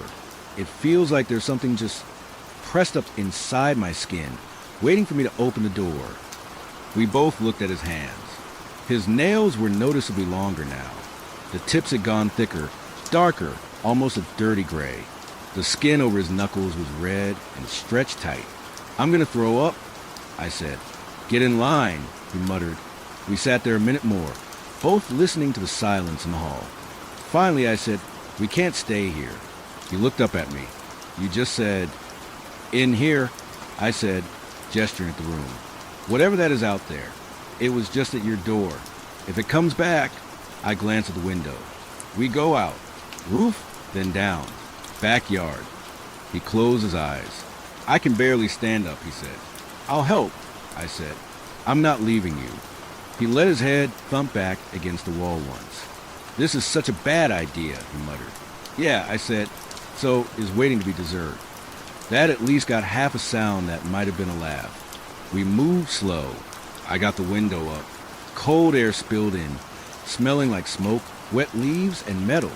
I climbed out first, onto the shingles. The roof had that rough grit that gets in your palms. The streetlight made everything weirdly bright and dark at the same time, orange circles and sharp shadows. "Come on," I whispered. He swung his legs out. For a second he wobbled, hands clenching on the frame so hard his knuckles went white. I grabbed his forearm. His skin almost burned. We worked our way down the slope into the dark, over the backyard. From here we could see the fenced rectangle of grass, the above-ground pool under a sagging tarp, the narrow strip between their fence and the Durans. "On 3, I said. "1. He dropped. He did it on purpose, or his legs just gave out. Either way, he hit the grass hard enough that I heard air whoosh out of him. "Cole," I hissed, sliding down and jumping after him. He lay there for a second, then rolled onto hands and knees. His fingers dug into the dirt like he was anchoring himself. "I'm fine," he grunted. "Move." We crept along the fence line toward the back gate. The neighbor's little bark machine dog was silent. That bothered me more than anything. At the gate, I eased the latch up and nudged it open. It squeaked way too loud. We both froze. Maple Crescent didn't sound like my street anymore. No distant TV, no car doors, no dog barks. Just wind, the far-off thump of the helicopter, and every now and then, sounds I didn't want to label. We slipped through the gate into the narrow gravel alley that ran behind the houses. Trash cans, recycling bins, the smell of oil and grass clippings. To the left, the alley curved toward the woods and ball fields. To the right, it opened toward the street. "Which way?" I whispered. "Trees." Cole said automatically, nodding left. "Woods, then highway." We started that way, shoulders brushing fence posts. Halfway down, I heard something ahead. A wet, tearing sound. Heavy breathing. I motioned Cole down behind a tipped recycling bin and peeked around it, behind the McKee's house, near their back porch light. Something hunched over a shape on the ground. At first I thought big dog. Then I saw the hand. Just a hand. Fingers slack, half buried in the wet grass under the thing's front paws. Whatever was moved in tight, jerky motions. Its back rose and fell, spine bulging. Wet ripping noises came with each bend of its neck. I caught a flash of Mr. McKee's shirt in its claws. Cole's hand clamped on my jacket. His nails dug through the fabric. "Back," he whispered. "Back, back, back." We edged away, trying not to crunch gravel. Gunshots popped out on Maple, short bursts. A shout. The thing by the porch froze, ear, or what was left of it, twitching. It sniffed the air. I held my breath until my lungs burned. It went back to eating. We kept moving, the alley suddenly feeling too exposed. At the end, near the woods, harsh white light cut across the trees. Not streetlight orange. Floodlights. We ducked behind the last fence and peeked. Men in dark gear had set up a checkpoint across the opening in the trees. 2 trucks nose to nose blocking the path. Floodlights on stands, one of the black SUVs from the clinic parked sideways. They wore helmets with dark visors, rifles with thick tubes on the barrels. One held a device with a glowing little screen and swept it across the woods, then back at the houses. "Eastern perimeter sealed," he said. "No movement past the fence." "Copy," someone answered. "We've got 3 confirmed conversions inside the block. Orders are containment first, cleanup after." I thought about the woods beyond the trucks, the highway, the way we used to cut through there to hit the gas station. All of it slammed shut. Can we get around them? I whispered. Cole shook his head, then winced, hands going to his temples. Too loud, he breathed. Their radios, the everything. I can hear, I don't know, heartbeats. He gagged and pressed his forehead against the fence. You okay? I asked. He shook his head. My skin hurts, he said. My back hurts. My eyes hurt. Your smell is too much. Wow, thanks, I said, because my mouth didn't know what else to do. Not like that, he said through his teeth. I can smell everything. The trash, the blood, you. His pupils were huge again, almost eating his irises. We couldn't go forward. We couldn't go back without passing the thing behind the McKee's porch. Side yards, I said, cut across to the street. See what's going on. Maybe there's a gap. He made a noise that could have been agreement. We slipped between two garages and came out into the Duran's backyard. Their kitchen light was on. Through the window, I saw Mr. Duran on his knees, hunched, shoulders heaving. For a second, I thought he was praying. Then he snapped his head up toward the ceiling, jaw straining. His fingers flexed against the tile, nails scraping sparks. His back moved like something underneath was pushing out. I grabbed Cole's sleeve and pulled him past, staying low along the side of the house. At the gap between the Durans and the next place, we could see Maple Crescent proper. It didn't look like my street. A sedan up on the curb, hazard lights flashing. Another car with its driver's door hanging open. Someone's Christmas lights still nailed to gutters, blinking colors over nothing. Things moved in the spaces between. A guy in a bathrobe stumbled near the Stevens mailbox, clutching his stomach. He dropped to all fours mid-step and retched dark fluid onto the pavement. His spine arched. His shoulders jerked in two directions at once. His jaw worked, then snapped open wider than it should as his teeth shifted. He screamed once, and the scream slid into something else. Under the streetlight, something already finished pace, lifting its head to sniff the air. I recognized the torn pajama pants on its hips. Mrs. Duran had worn them out to get the mail 100 times. Beside me, Cole dug his nails into the stucco. He was breathing hard, nostrils flaring. I can smell them, he whispered. They smell wrong, sweet and rotten. You're different. Different how? I asked. He swallowed. Just different. Down the street, near the McKee's front yard, a squad of dark-geared guys moved into view. Same type as at the woods. One carried the boxy scanner. Another had the canister. From behind the Duran's SUV, we watched them fan out. 3 signatures inside. The scanner guy said, pointing at the McKee's house. All red. Do it, the one in charge said. The canister guy stepped forward and sprayed the front of the house. Fog at the door and windows and froze, spreading in white sheets. The door shook once from the inside, then again. On the third hit, something burst through and froze mid-leap, encased in ice. Subject class Leakin 3 confirmed. The scanner guy said, tag for retrieval.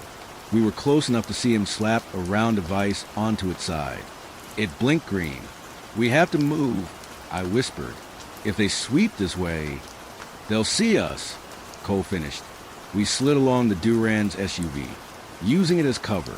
Every bit of gravel under my shoes sounded too loud. As we passed the back wheel, someone shouted, movement, southeast side. For a second, I thought they meant us and my legs locked. A snarl came from farther down the circle.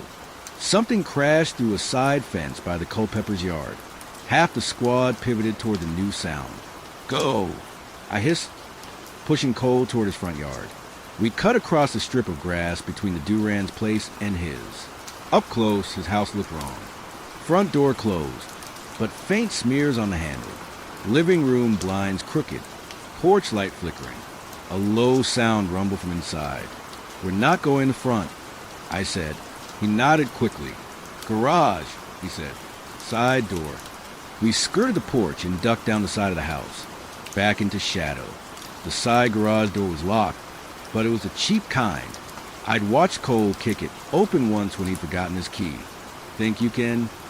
I asked. He stared at it, chest heaving. Then he lifted his foot and drove it forward. The wood around the latch splintered. The door flew inward and banged against something. He nearly fell with the kick. I caught him under the arm. Adrenaline, he muttered. His hand shook.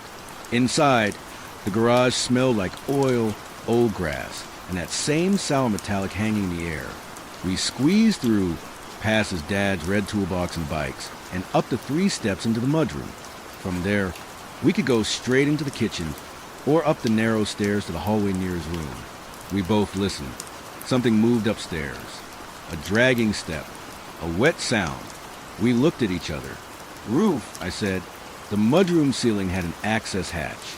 We'd used it before to watch fireworks over at the high school. I dragged the little step stool over with my foot. It scraped tile. We froze. Upstairs, the movement paused. My heart pounded in my throat. After a long second, the dragging resumed, going the other way down the hall. I climbed the stool and pushed the hatch up. Dust dropped in my face. The attic was dark. Insulation beams, the outline of roof above. I pulled myself up, then reached down. Come on, I whispered. Cole's hands closed around my wrists. That too hot, electric feeling surged again, something under his skin pushing toward me.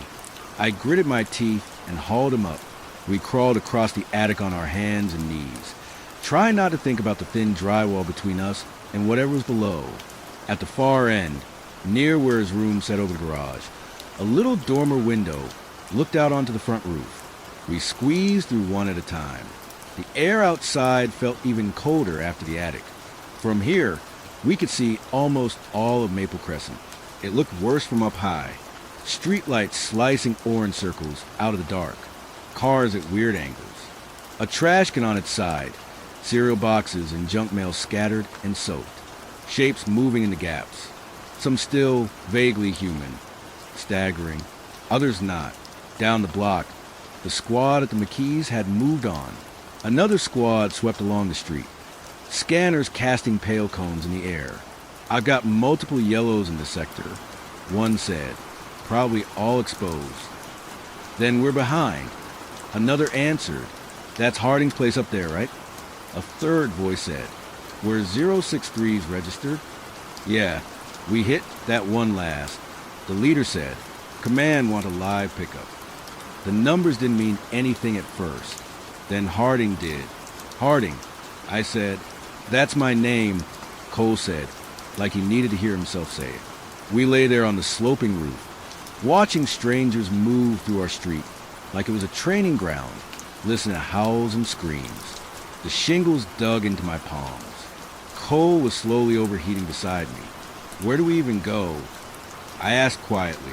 He didn't answer right away. Sweat rolled down the side of his face. I don't think we do, he said finally. Not really.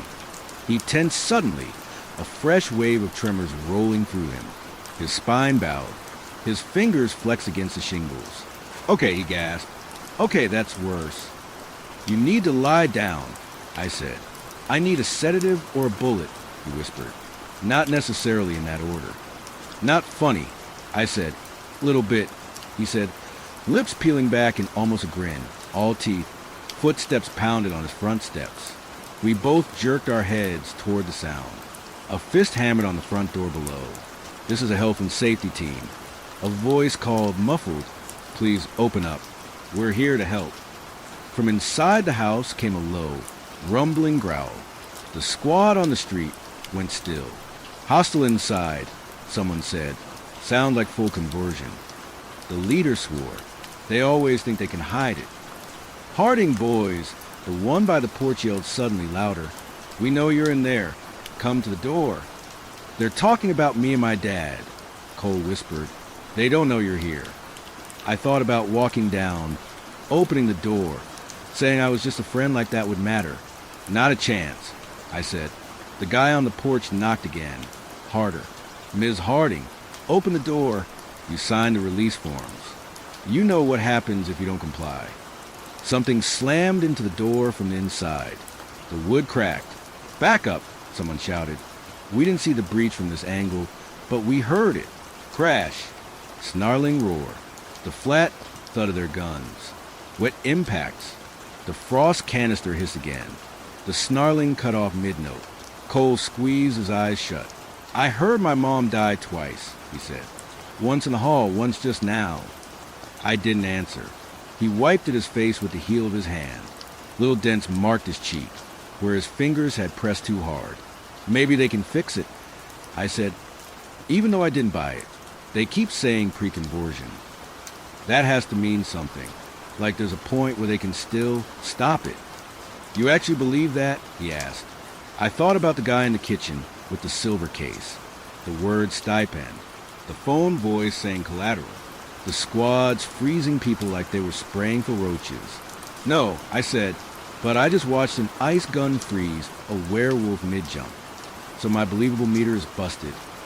He snorted softly. Fair. Below, inside the house, boots moved, glass crunched, voices called clear in different rooms. Someone walked into his bedroom. I heard the faint squeak of his bed springs. A second later, a voice said, negative on upstairs contacts. Windows open. They've moved.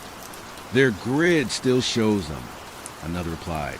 2 yellow signatures within 20 meters. Roof, someone suggested. Check it, the leader said. We need 063 alive. And if he's got a friend, that's a bonus sample. Bonus sample. I felt Cole flinch. Okay, I said, we need a plan. He let out a weak laugh. We had one. It was don't die. 0 out of 10, terrible execution. Boots hit the gutter. On the roof. I've got movement. A voice shouted. Rifle swung up. Red dots jittered over the shingles. Hands where we can see them, someone yelled. Do not jump.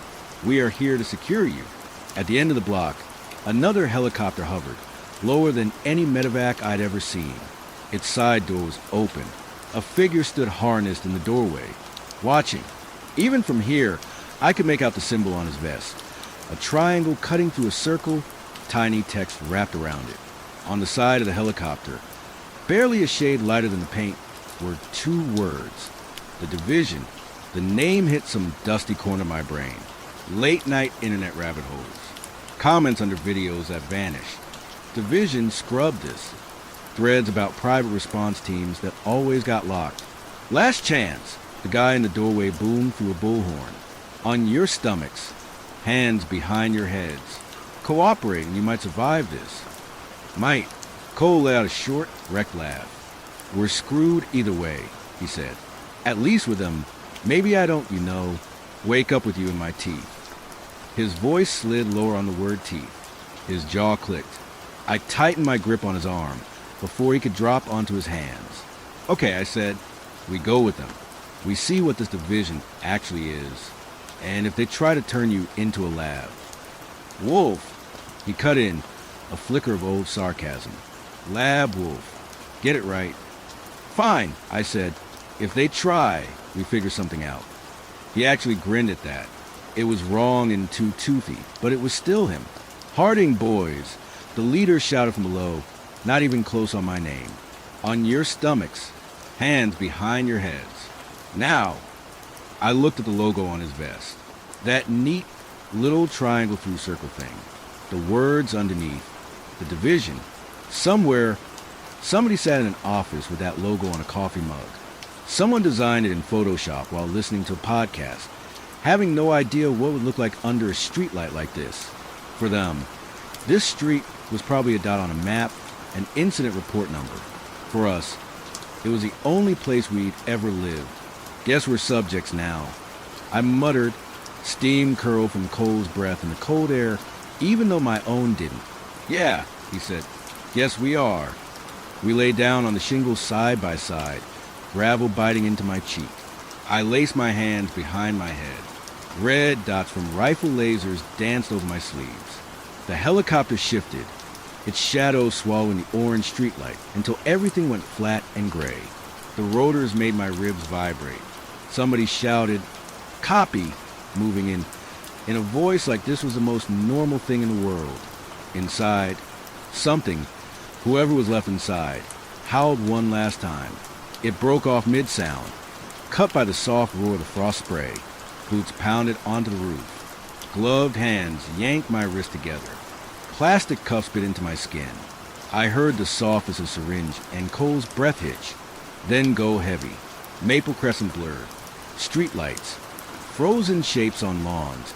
The green glint of the Dollar General sign way down at the corner. All of it framed by that logo on black gear. Later, they'd toss words at us. Outbreak, anomaly, exposure event. They'd show us paperwork with big black blocks where the good part should be. They'd say, no way that predicted this, even though they'd had the trucks and the tech ready. But I was there when the black SUVs lined up outside the old Blockbuster. I heard the man in the kitchen say subject like my best friend was a piece of equipment. I saw the division painted on the side of the helicopter before the sedative hit. None of this was a surprise for them. They were waiting. And somewhere under my skin, under Cole's, under this whole town, something else was waiting too, sniffing at the edges, scratching at the door. It started on a regular Friday night at a friend's house while we argued about video game loadouts and shared a bag of terrible chips. By the time the sun came up again, Maple Crescent was just another block on some division map, and I wasn't as a kid having a sleepover anymore. I was part of whatever this is. And I can't stop thinking about all the other streets that look just like ours, where somebody's kid is coughing right now and somebody's mom is being told, it's just the flu. And somewhere above the trees, you can barely hear rotors you're not supposed to notice.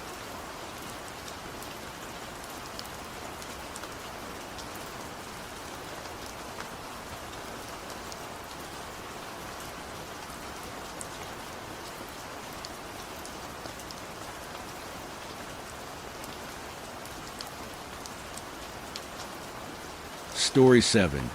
Something is pretending to be me. Hey everyone, I need some help. I'm currently at a loss of what to do here. Something happened to me and my girlfriend last night, and it's just gotten more complicated since. I should start with a few quick details. My girlfriend and I live together in a small house.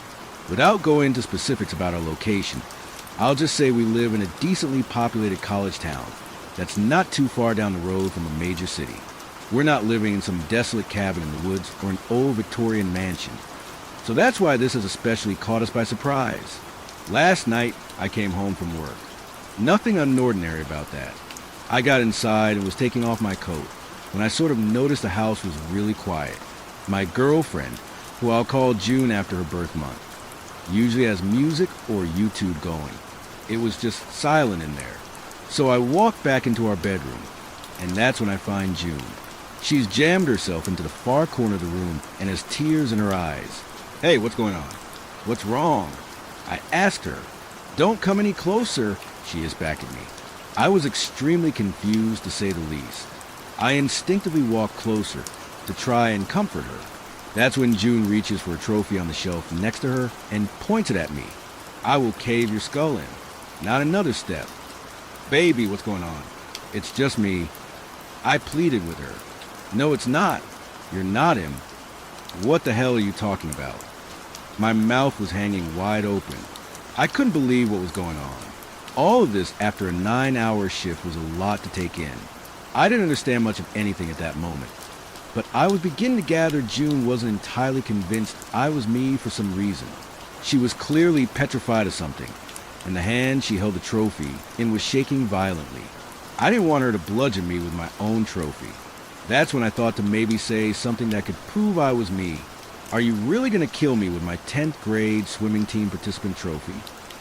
I asked with obnoxious emphasis on each overly specific syllable, hoping that would prove something to her. I saw June slowly glance at the trophy and read the engraved text facing her, which couldn't be seen from where I stood. It's me, honey. I promise. Why don't you just set that down and we can talk this over? Okay. June stared at me for a little while longer before slowly disarming herself. With both arms limp by her side, she just started to sob uncontrollably. We have to leave first. Then I'll try to tell you, June said through sniffles. We got out of there quickly, hopping in my car and driving back out into the night. The whole time, I was trying to get answers out of her. She would just sob in response. I parked in a movie theater lot across town. It was raining out and the theater's neon lights soaked the surrounding area in a comforting red and gold haze. June sobbing had eased up a little, and I breathed a deep sigh. You've got to tell me what's going on. Like, what happened? 'Cause right now, my mind's jumping to the worst places. Like, do we need to call the police? Is the house safe? Did someone break in? I asked with a firm tone. I needed to understand what was happening. And why did you point a trophy at me and threaten to cave my skull in? I didn't know if you were you, June whispered. What the fuck does that mean, though? You're not going to believe me. I seriously doubt that. June looked at me with crazed eyes and mascara streaming down her face. You're not going to believe me. Please just tell me. You have to tell me. June tugged at her hair, moaning. Tears were still running effortlessly from her eyes like there was a leak somewhere inside. She looked away from me and out the window. I was sitting in bed, just waiting for you to come home.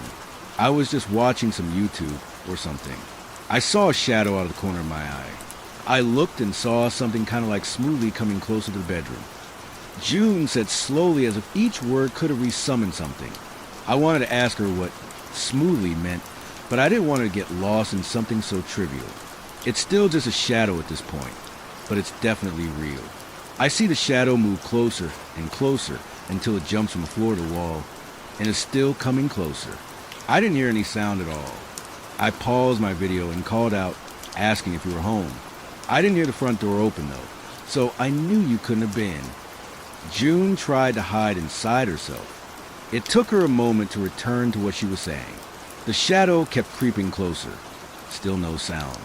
Then I saw like an actual thing start peeking into the bedroom. I couldn't make it out.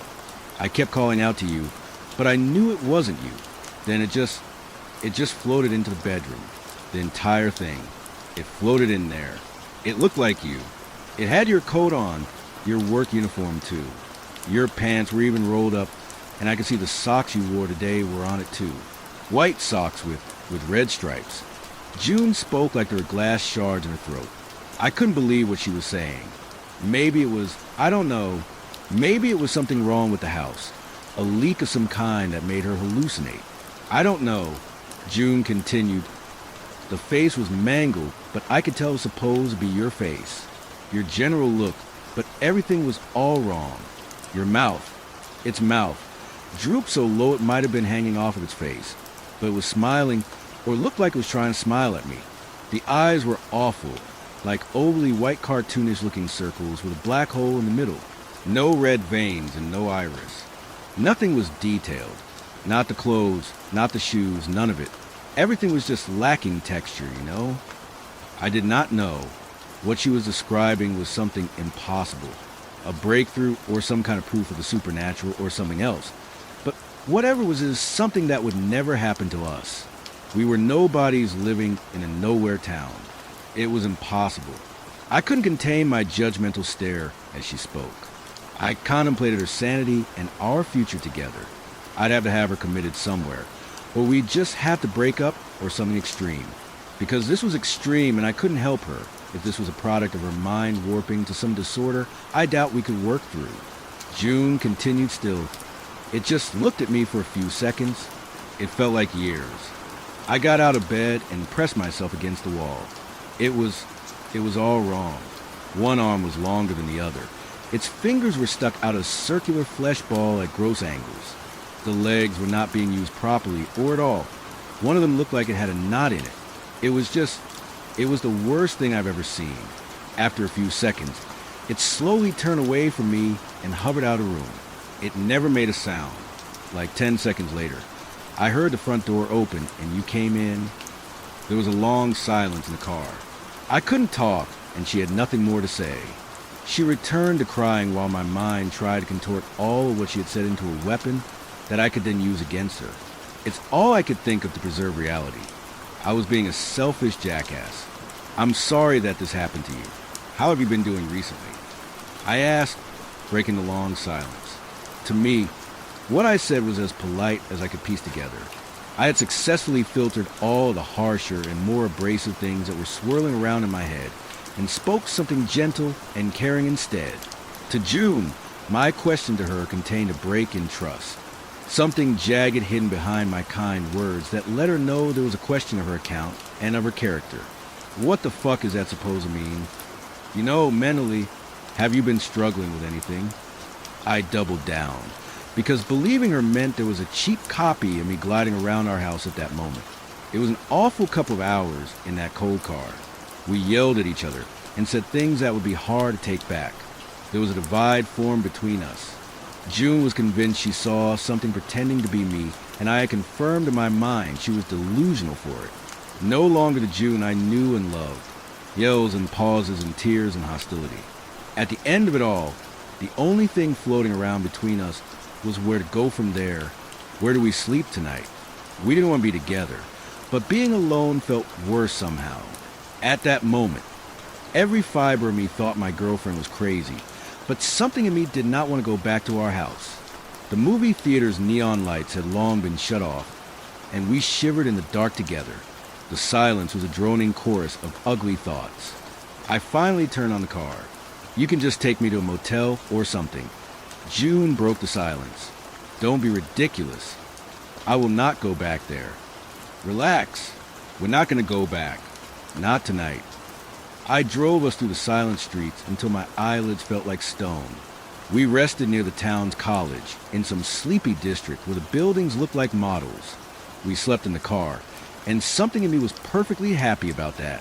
We were awoken early in the morning by a garbage truck slamming a dumpster down right next to my car. It was still dark. Me and June sort of looked at each other, and our eyes said enough. I'm sorry, I said to her. I'm not crazy. Okay, I believe you.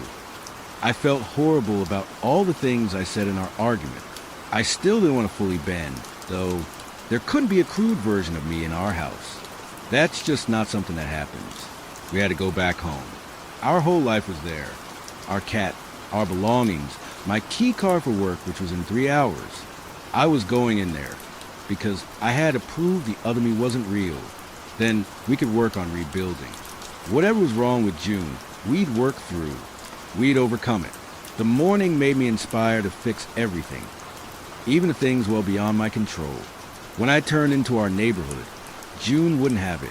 She thrashed around in the car and screamed at me. Turn around. Please.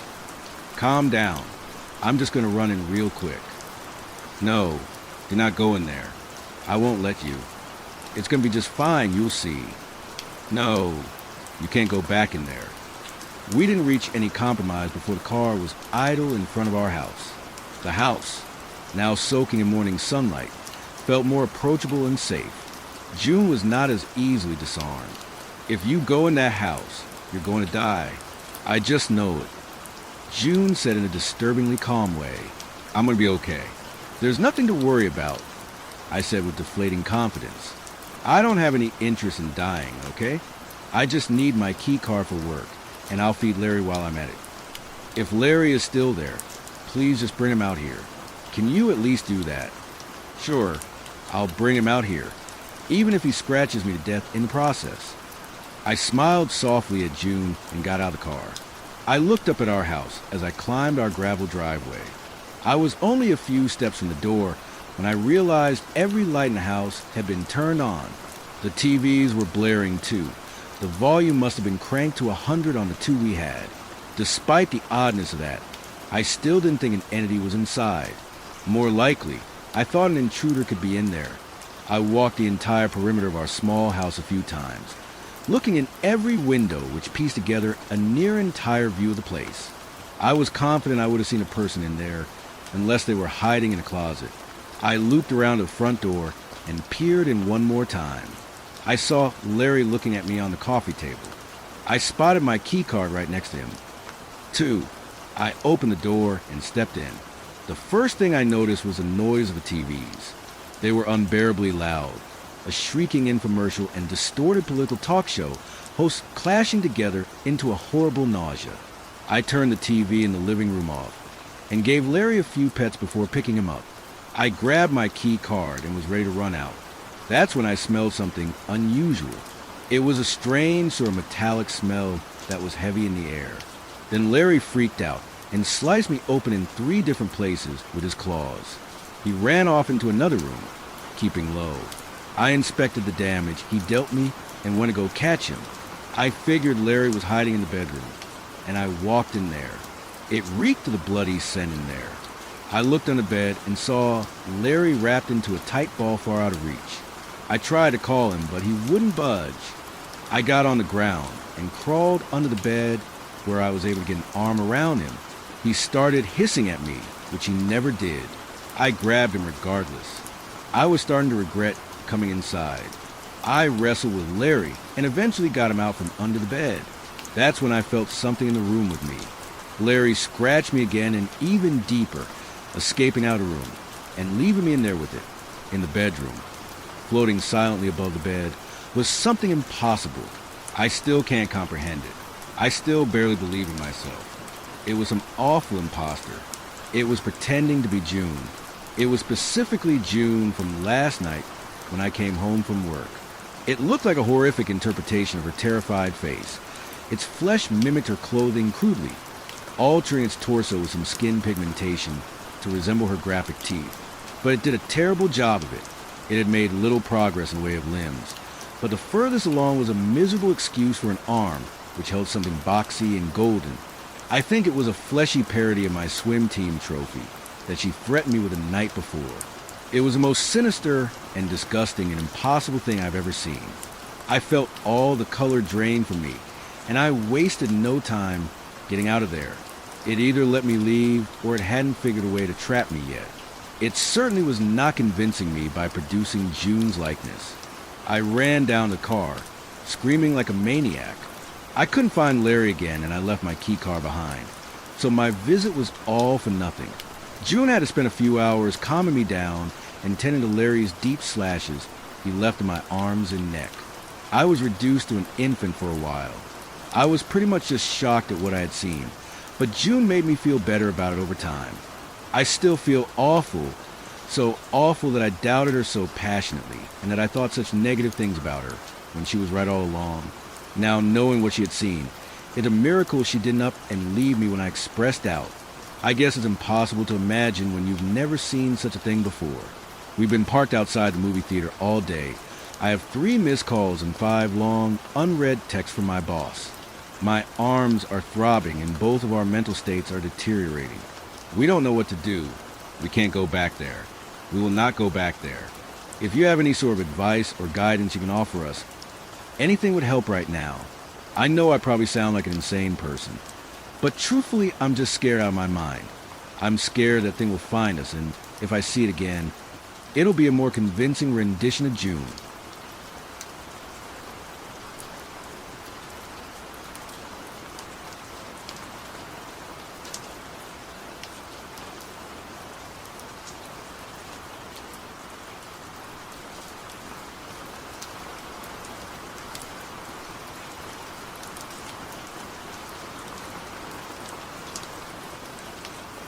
Story 8. Time remaining. 1 minute 25 seconds. I tapped my fingers on the coffee table while watching the blue circle on the screen go round and round. 3, 2, 1. Download complete. I'd be wanting to use this app for a little while. I came across it while doom scrolling on the App Store, which could be considered a new personal low. It's kind of like those prediction apps. You enter your name and it's supposed to tell you when you're going to die. I clicked open. The screen turned black, and later a text appeared in red letters and very sharp font. Kind of reminded me of horror movies, or maybe some death metal bands. Final countdown. That was the app name. Seems innocent enough. Just a random choice calculator. I thought to myself. I hit start. The next page loaded a white box with writing above it. Please enter your full name, e.g. Samantha Brownshue. I typed my name in the box. My fingers trembled with adrenaline as I prepared to hit the button, and then the notification came. Time remaining, less than 24 hours. I paused for a second. I was expecting some shit like 75 years or so, but oh well, let's give it another go. So I did. I went back to the main menu. Start, enter my name. Waited, same response. Less than 24 hours. I guess it's one of those generators that only spits one answer to each user. Unlucky, I guess. I left the house to go run some errands.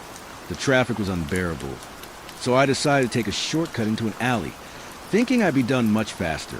I was driving in peace for a while when the sound of a horn penetrated my skull.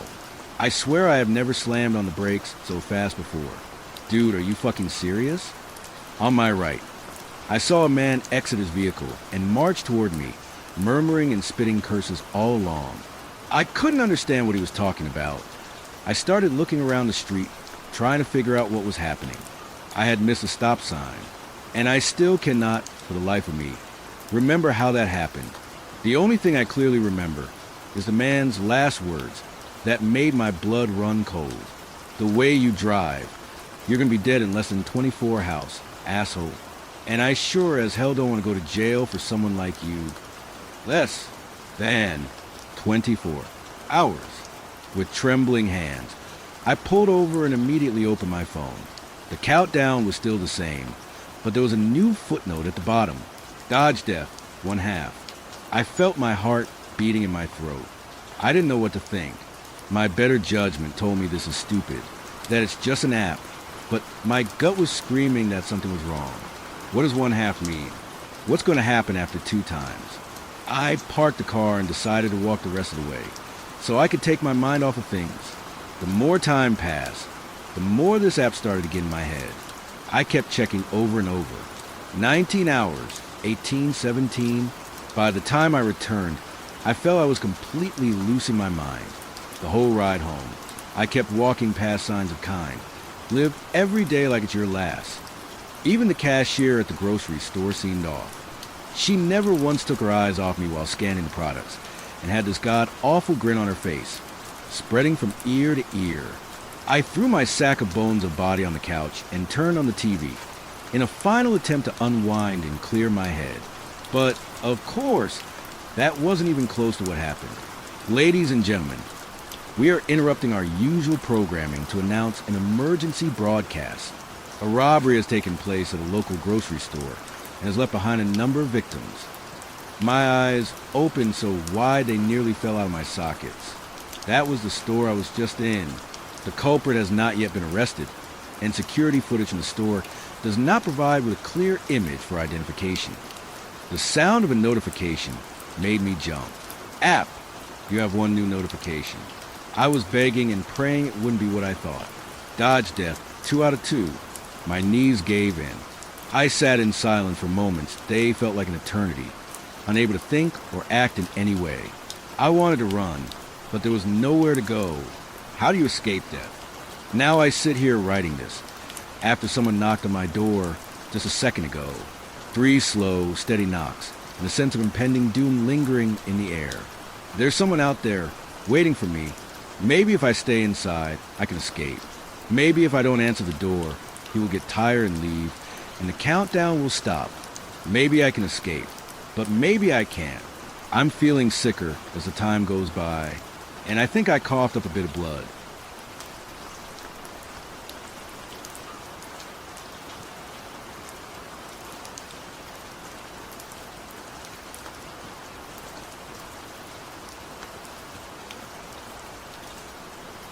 Story 9. Between my mouths. I don't remember when I started liking to stay on the edge. Perhaps it was the first time I plunged my feet into water that was too hot and felt the heat throbbing up my ankles. Or when I left my hand still on the iron, just turned off, just long enough to hear that silent sizzle the skin makes before the pain. It wasn't masochism, I think. It was something else. A kind of trembling that left me suspended, as if my body were breathing on its own without needing me. Sometimes I tangle my legs until they cease to exist. I wait as long as it takes to stop feeling any temperature or texture. When that moment arrives, I move them again. Then the current begins to flow. The tingling runs through my entire body, like an echo awakening beneath the skin. The pathways in my legs ache, burn, make me wrinkle my face, my muscles tense, and I try to move slowly just to maximize the sensation. I've tried other things, dropping something onto my toes, until the impact elicits a small internal scream and my body convulses for a second. Holding my breath until my chest burns. My face heats up, the veins in my temples bulge, and my heart pounds in the wrong place, right between my legs. But it's not about reaching the point or finishing or anything like that. If I ever cross the line, If I give in to the impulse, everything shuts down. So I stop, always before, always in time. There, in the anteroom, everything is alive. The air, the skin, the moisture, the stinging, the burning. Lately, it's been harder. My body doesn't respond the same way anymore. My legs take longer to go numb. The burning dissipates quickly, as if my skin has learned to defend itself against me. I've started looking for new ways to return. Sometimes I plunge my hands into ice water, so cold it feels like it burns, my fingers turning a beautiful cherry red. My skin cracks and my nails turn dark, pale violet, almost like the thickest blood imaginable. But it doesn't last long. My body forgets with an ease that frightens me, drives me to despair. Each attempt leaves me a little further away, a little hollower. Sometimes I wake up in the middle of the night and don't feel the sheets against my skin. I must clench my fists, bite my lower lip until it bleeds, which no longer tastes like rusty metal, nor has any warmth. I must scratch the mattress and break my nails just to check that I'm still there. For weeks now, my body has behaved like something borrowed. I walk, I breathe, I move, but it's as if I'm doing it inside a suit that never quite fits. My skin no longer registers what it touches. Water, air, fabric. Everything has the same soft temperature as things that don't quite exist. I try to return to moisture, to that small pulse that once kept me alive, but the current doesn't arrive. Neither the tingling, nor the pulse, nor the pressure that reminded me I was there. I've tried to trick my body with contrasts, with abrupt changes, with thermal shock, with the silence of a room that's too dark. Nothing. A week ago, I had half a liter of cooking oil for breakfast. The texture of water seemed uncertain, weak, lifeless. I drank directly from bottle. It was thicker and slippery. It was the oil I had used the day before to fry a portion of potatoes. I opened my mouth and let the oil drip directly from my mouth onto my hands. I could see the small black specks scattered throughout the liquid. It felt different. I brought the oil back to my mouth and let it wander between my teeth. I moved my tongue through the substance. It felt like someone trying to run in a swimming pool. I swallowed the oil slowly. Just then, I felt the oil reach between my legs. I was expelling it from my mouth between my legs. I quickly wiped my right hand and brought it between my legs. I smiled. The moisture, my blessed moisture had returned. I smiled ecstatically, my teeth greasy and my tongue numb. I took the bottle of oil and took a couple more sips, following that little ritual I had just learned. At that same moment, like a synchronized dance, a tender, clear, and warm sea flowed from my mouth between my legs, enough to warm me on its journey down to my ankles. It was me. It was my scent of damp skin. It was my cry to be able to feel. My fingertips tingled, eager to taste me, to detect its temperature, to smell me more closely. It was delicious, almost translucent, because I wouldn't let myself be, because I needed control only I can give my body, because I needed the rules I forced myself to follow. I needed that wetness, that pulse, that lack of control. I needed to drag him along, chain him, and laugh in his face. I needed my legs to tremble and for him to beg me for a little bit of me. That would have been all, if it had worked endlessly. I repeated this little moment 3 or 4 more times that week. However, one morning it all stopped again. I no longer tasted the ash I'd known before. It didn't feel special, bitter, or slimy. Nothing. The way it lingered between my teeth didn't work. My tongue didn't float in its density, and swallowing it felt pointless. I looked at the stove and then at the refrigerator. The temperature had worked before, but a spoonful of burnt oil? What could I possibly taste with that added element? The moisture of my frozen tongue against the surface, and the resulting wound in my taste, buds being ripped from my flesh. I knew that pain well. The rusty taste of my frozen blood, the throbbing of my skin tongue, and the sight of my flesh glued to that cold surface. I needed something else. I looked back at the stove. The heat could be adjusted, and perhaps a spoonful of reused oil at the right temperature could ignite my body again. I closed my eyes and shook my head nervously. But what I wasn't a human, a woman. I was an impulse, and I lived for it. I took the small frying pan, poured in a drizzle of oil, and lit the stove. I turned the knob and made sure it was on the lowest setting. No more than a few seconds passed before I held upon my hand over it. It felt warm, good enough. I poured the spoonful of oil, brought it to my face, and the smell of oil filled my nostrils and head. A new anticipation filled my body. I touched the oil with my upper lip. There was a change.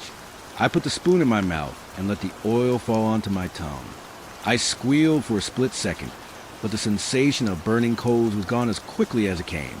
My mouth was too hot for the temperature I had brought the oil to.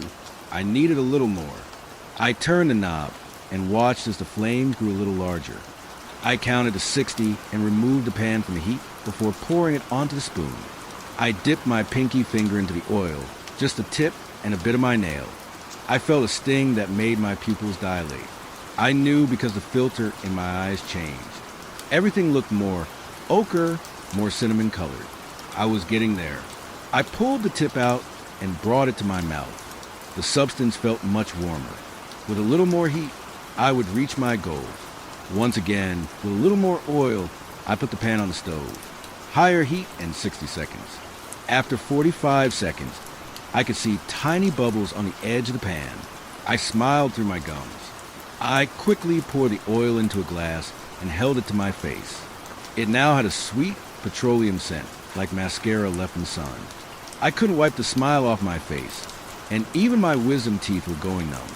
I took a deep breath and poured the oil into my mouth, right onto my tongue. The shudder was immediate. My body jerked, and tears began to roll down my cheeks. I swirled the oil between my teeth and felt the space between them growing larger, like a dam that couldn't hold back the water completely. A leak. My tongue felt heavy and floated in the hot oil, burning, growing. Then I began to feel my mouth filled up as if the oil had doubled in size. It was dribbling from the corner of my lips, and I decided to swallow it with all the calm it deserved. The thick liquid began to travel down my windpipe. My legs were trembling, as were my hands. My chest burned, and I felt as if my rib cage was dissolving. My face felt hot, my neck hot, my eyes hot. Now I had a reddish filter over my eyes, like a color film on a cheap nightclub night. I swallowed a good portion, and my body convulsed as the moisture from the mouth between my legs appeared. It let itself be. It spilled from my body.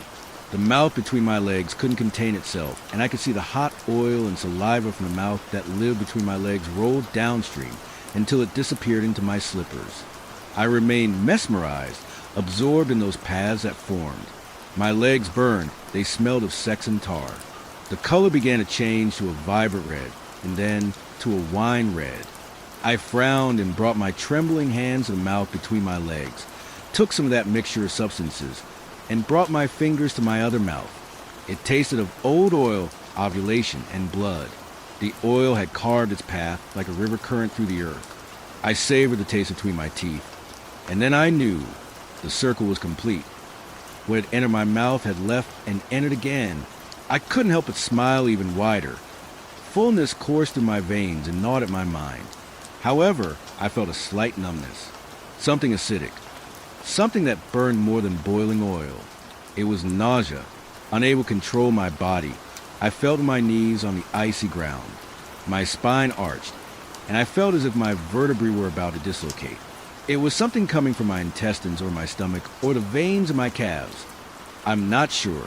I didn't want to expel it, but I wasn't in control of my body, and I hated it. Waves and waves of bloody vomit poured from my mouth. It wasn't just liquid. I could see red clots, red bits of something. The walls of my mouth and the long tube of my trachea felt like they were boiling. The red vomit filled my hands, my chin, the thin skin of my neck, and my breasts. It felt so intoxicating, a burning, almost corrosive sensation from the inside out. It was peeling my skin off my organs, but it felt so warm against my skin. It was hallucinatory and pleasurable. So much so that the mouth between my legs filled again with oily, still warm blood. I felt utterly absurd, and so gratified. This was what I had been searching for my entire life. However, I didn't know if I had enough skin left on my organs for next time.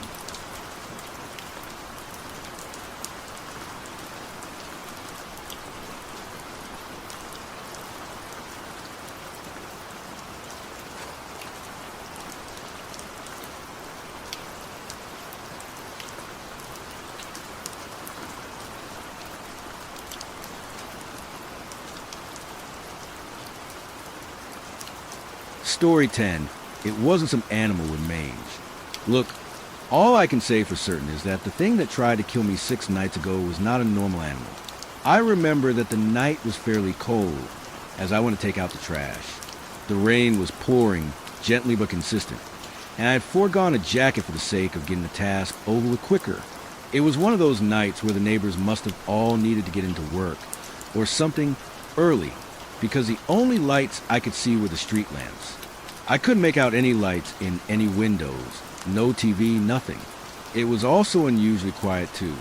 Bugs normally make noise at all hours of the night here, but I couldn't hear a damn thing that night. I didn't pay it any mind. I needed to get to work early the next day, like everyone else. What I did pay mind to, however, was the inexplicable feeling of dread that I got as I walked back to my garage. It was almost like I was being watched by something, stalked even. The hairs on the back of my neck stood up as I looked around and saw nothing. Nothing among the trees, nothing among the houses. I tried to chalk it up to the heebie-jeebies about the night being unusually quiet or me being particularly cold without a jacket, but I could only shake the feeling when I got back into my garage. I let out a breath of relief as I made my way to the garage door gizmo. I went to press it, and that feeling, that same creeping paranoia that had overcome me outside, came back. I tried to steel myself, tried to convince myself that the feeling would go away when the garage door closed, and press the button. For some reason, this time, I felt the need to watch the door and make sure it closed. I never do that normally, but this creepy feeling was controlling me. The door was mostly closed when it made its presence known. It tried to scurry underneath, but got stuck on the garage door. I couldn't get a good look at it at the moment. All I saw was the mess of animal limbs as it struggled under the weight of the door. At that point, I thought it was just some poor animal that was trying to get out of the rain. The animal managed to wriggle its way into my garage, and that's when I got a good look at it. I'm not someone who knows the critters all that well, but whatever it wasn't any animal I'd seen before. As it started to get its bearings and stand up, I saw that it was big as shit, like deer size, weighed bigger than she would have been able to squeeze under that gap. Its front limbs were skinny, way too long for its body, and it had 5 long claws on 2 paws at the end of each. Its face had a long snout with way too many thin, needle-like teeth that were stained red. It was also missing a goddamn eye. The thing had long jet black fur that was matted, and had a bunch of fleshy scars scattered throughout. This was not any normal animal. I was frozen. Just looking at the thing locked me in place, like it was holding me with just its presence alone. No matter how much I wanted, my legs just wouldn't move. I watched it as it shook itself dry like a dog. For a second, I thought it might have actually just been trying to escape the rain. The more that I looked at it, the less frightening it became. It started to seem even friendly. Its sharp teeth started to look like a nice smile. Poor thing. I felt like I needed to get closer to it. It might have needed help or something. My body instinctively took a half step towards it. But then, it looked at me. It took a couple of its own tertiary steps towards me, almost as if it were testing to see whether I'd run away. When I didn't, its needle smile seemed to grow a little wider. It lunged at me, all limbs and claws and gnashing teeth. In that moment, it was like all of my senses returned. That feeling of dread wasn't creeping anymore. It was everywhere in my body. I jumped back and into the open door to my basement, slamming it shut and locking it just as the thing landed where I was. I pushed my body against the door as the creature started slamming against it. That thing wasn't making any noise. All I could hear was the constant banging of its body on the door. I had options: a desk, some heavy boxes, and maybe some chairs if I positioned them right. But getting any of those would mean leaving the door, and I had no idea how long it would last with that thing trying to break it down. It slammed against the door again, harder this time. The door cracked, and the force of the impact knocked me off it. I scrambled back to the door as fast as I could, but I knew it wasn't lasting much longer. I had to make some type of choice quickly if I wanted even the slightest chance of surviving. The option that seemed the most reasonable in the heat of the moment was, Lord help me, trying to find a weapon to kill the thing. I didn't have much time to think, because the thing slammed into the door one final time, busting it off its hinges. The door fell on top of me as I was thrown back once again. I shoved the door off of me as the creature stalked towards me. It definitely looked like it was smiling at me. It was moving slowly, creeping towards me. I think the thing was enjoying this. All of those warring feelings came rushing back as I looked at it. The creeping dread, the pity for the creature, and desire to go closer to it. But the feeling that overcame me the most was a desperation to survive.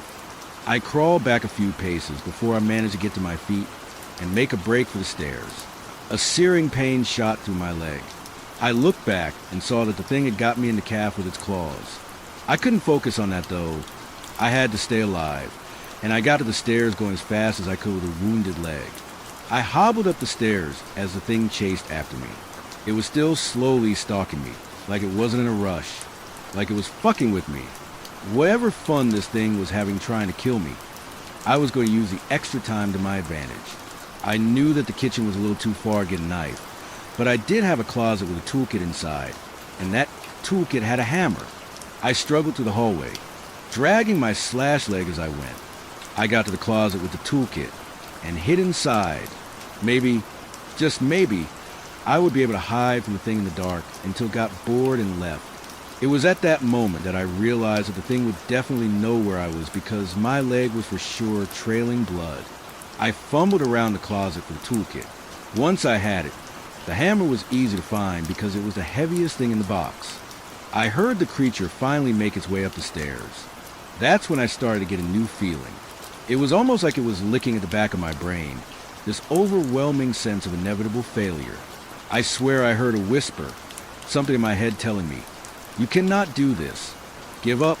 I heard the thing sniffing, likely my blood, and slowly making its way closer to the closet. For a minute, I did genuinely want to give up. Whatever was in my head was right. I was outmatched. I didn't know what the fuck I was dealing with, and I had left a red carpet right to me.